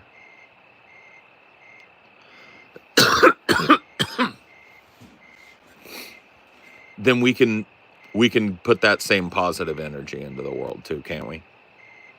Who's gonna stop us, man? Is this time, Phoebe, is it time for positivity arc? Do I even want to lean into an arc right now? Is it time for the positivity arc, Phoebes? I mean, you're my check and my balance, Phoebes. Yes and yes. Okay. Good. It's the age of revelation. Bob Ross called it happy little accidents. And we are from the same cloth, my dude. Got that right. Oh, yeah. Well, like I said, you know, the way I said it back in the 90s is, you know, game recognized game, right? We all find each other through whatever rivers we travel. And we all end up in the same stream, and it's what we do together, and it's how we lift each other up that matters, bro. You guys don't know me. I mean, some of you guys been watching me for fucking ever. Are you down for it, though, Midnight Ghoul? Because I'm a little afraid of it.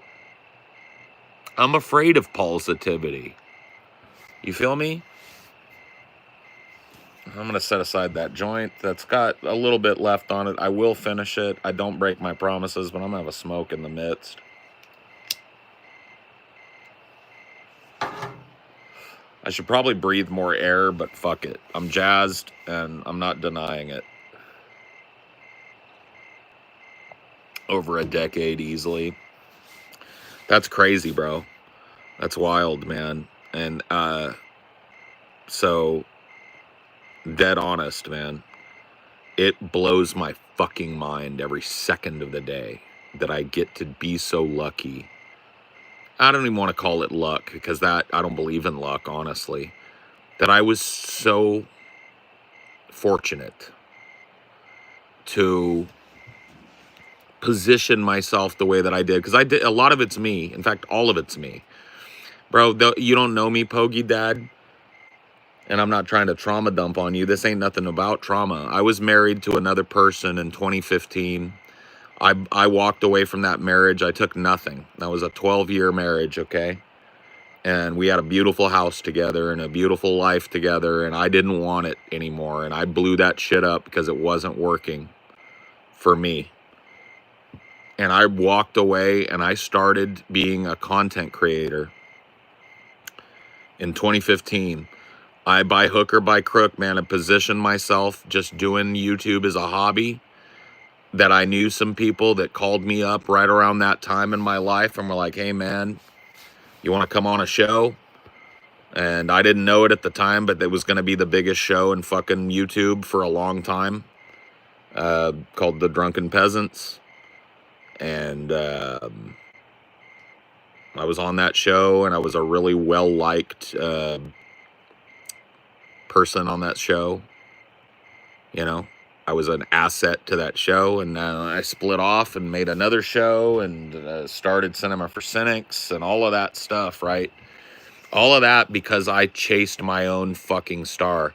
Because I reached a point, and I got to tell you right now, all of you watching that don't know me, I was 35 years old when that happened. So a lot of young people will go like, dude, I feel like I'm 27. I feel like life has passed me by. I just want to slap you in the face, bro. It ain't passed you by. 35, that's why it's so fucking sad that Cobes is dead at 34. You know? Not to bring it back to all that shit, but it does touch on that, right? King Cobra, for those that don't know, it was a lol cow. I don't even want to call him that. He was an internet personality that people really mistreated for a long time. And he drank himself to death, as far as I know. There's some meme in the community that some fucking ex-girlfriend of his poisoned him or some shit. Maybe, like, look, there's probably going to be an autopsy. It'll come out if he was poisoned. But I'm going to guess the autopsy is going to find alcohol poisoning or something like that. Liver disease. You got your own word, positivity. That's also awesome. That's why your success is building. Yeah, Pogie Dad, man. And whatever your life is, bro, keep doing what you're doing, man. You can't be doing bad and have the attitude you have. I can't really see very well your thing, but it looks like you're with somebody there. Lean into that shit, bro. Whether that's your wife or your kid, I don't know who that is, but you lean into that shit, brother. I don't need to hear that. Well, hold on. I know you don't need to hear that from me, but I want you to. You have dad in all caps at the end of your thing. You've been nothing but genuine with me, so I'm going to guess you've got kids. brother, you are probably a fucking amazing dad. With the outlook on life that you have, you're probably a fucking amazing father. And I'm so fucking happy that your kids have you. And guess what, man? Even if they give you shit while they're coming up, bro, they're gonna love you so much for doing right by them. My parents busted their fucking humps for me, bro. They fucked up. They might have done this a little wrong. That might have been a little harsh here. Whatever the fuck, bro. At this point in my life, 45 years old, I got nothing but gratitude for my parents. They busted their fucking assholes out to make sure that I could have. Okay? I never went hungry one day in my fucking life. And they fucking made sure of that from when I was 0 to 18. And I can tell you, if you're a dad, you're going to be that kind of dad. Okay? What's the big star you're chasing? I don't care about stardom, bro. I care about life, and I care about performing, man. That's my number one thing. If I'm trained in anything, Pogie Dad, it's theater and performance and performing art. You know, and I love making people laugh, man. So comedy, I guess. But honestly, I love making people cry too. I love making people think. And I've been stuck in a rut for a long time, brother. You don't know that about me. You met me today. And I'm not talking about a bad rut. It's just like you get comfortable in life and you get on a fucking mission and you get on a little track, you know what I mean? And then all of a sudden you just don't like the track you're on anymore. And today that changed for me in such a fucking big way. I'd say this week, because it's been building, but today was really a culmination for me. Today was huge, man. Okay? It really fucking was, brother.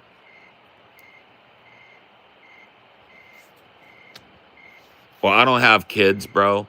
So take that shit with a grain of salt. It never happened for me. I'm cool with it at this point in my life. Neither me or my wife want them. But I do know what a good parent is, bro. And, yeah, if you needed to hear that, then I'm glad you heard it from me, dude. Keep doing what you're doing. Keep struggling. Keep busting your ass and keep giving more than you think you should to those kids. Because I'm telling you what, they are what you leave, right? What I leave is stuff people can watch of me. You know, my opinions for years, for 20 years are here, right here. But you are leaving people behind, man. That's fucking crazy, brother.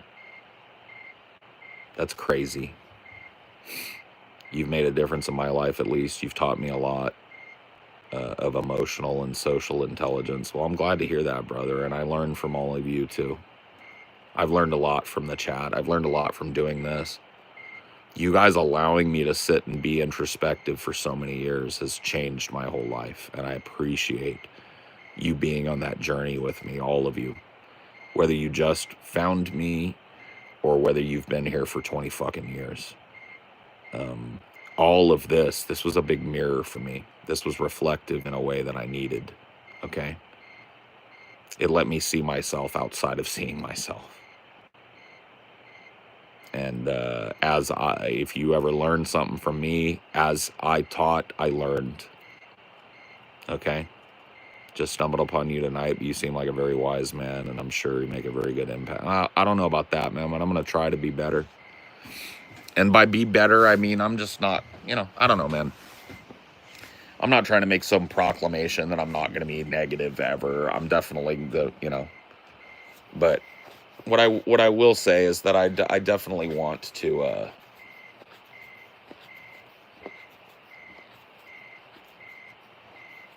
want to try and get a picture for Amelia.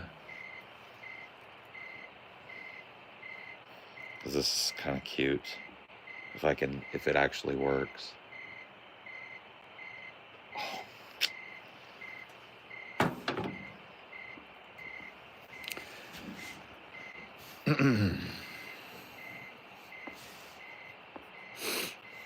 Yeah, man, I'm in the middle of the fucking woods, brother. You nailed it too. I'm 46, was blessed with exceptional parents. The inheritance is exactly where we are right now. You and I are legitimate living legacies, no joke. Yeah, true. I learned a ton from you, Paul. You taught me how to manage a chat. You clued me into all kinds of details about keeping a good show going. I wouldn't know about dead air if it weren't for you. Sure, man. Oh, I appreciate that, Phoebes. No, it's cool. But like I said, as I taught, I learned. You know what I mean? It was more of an exchange than anything else.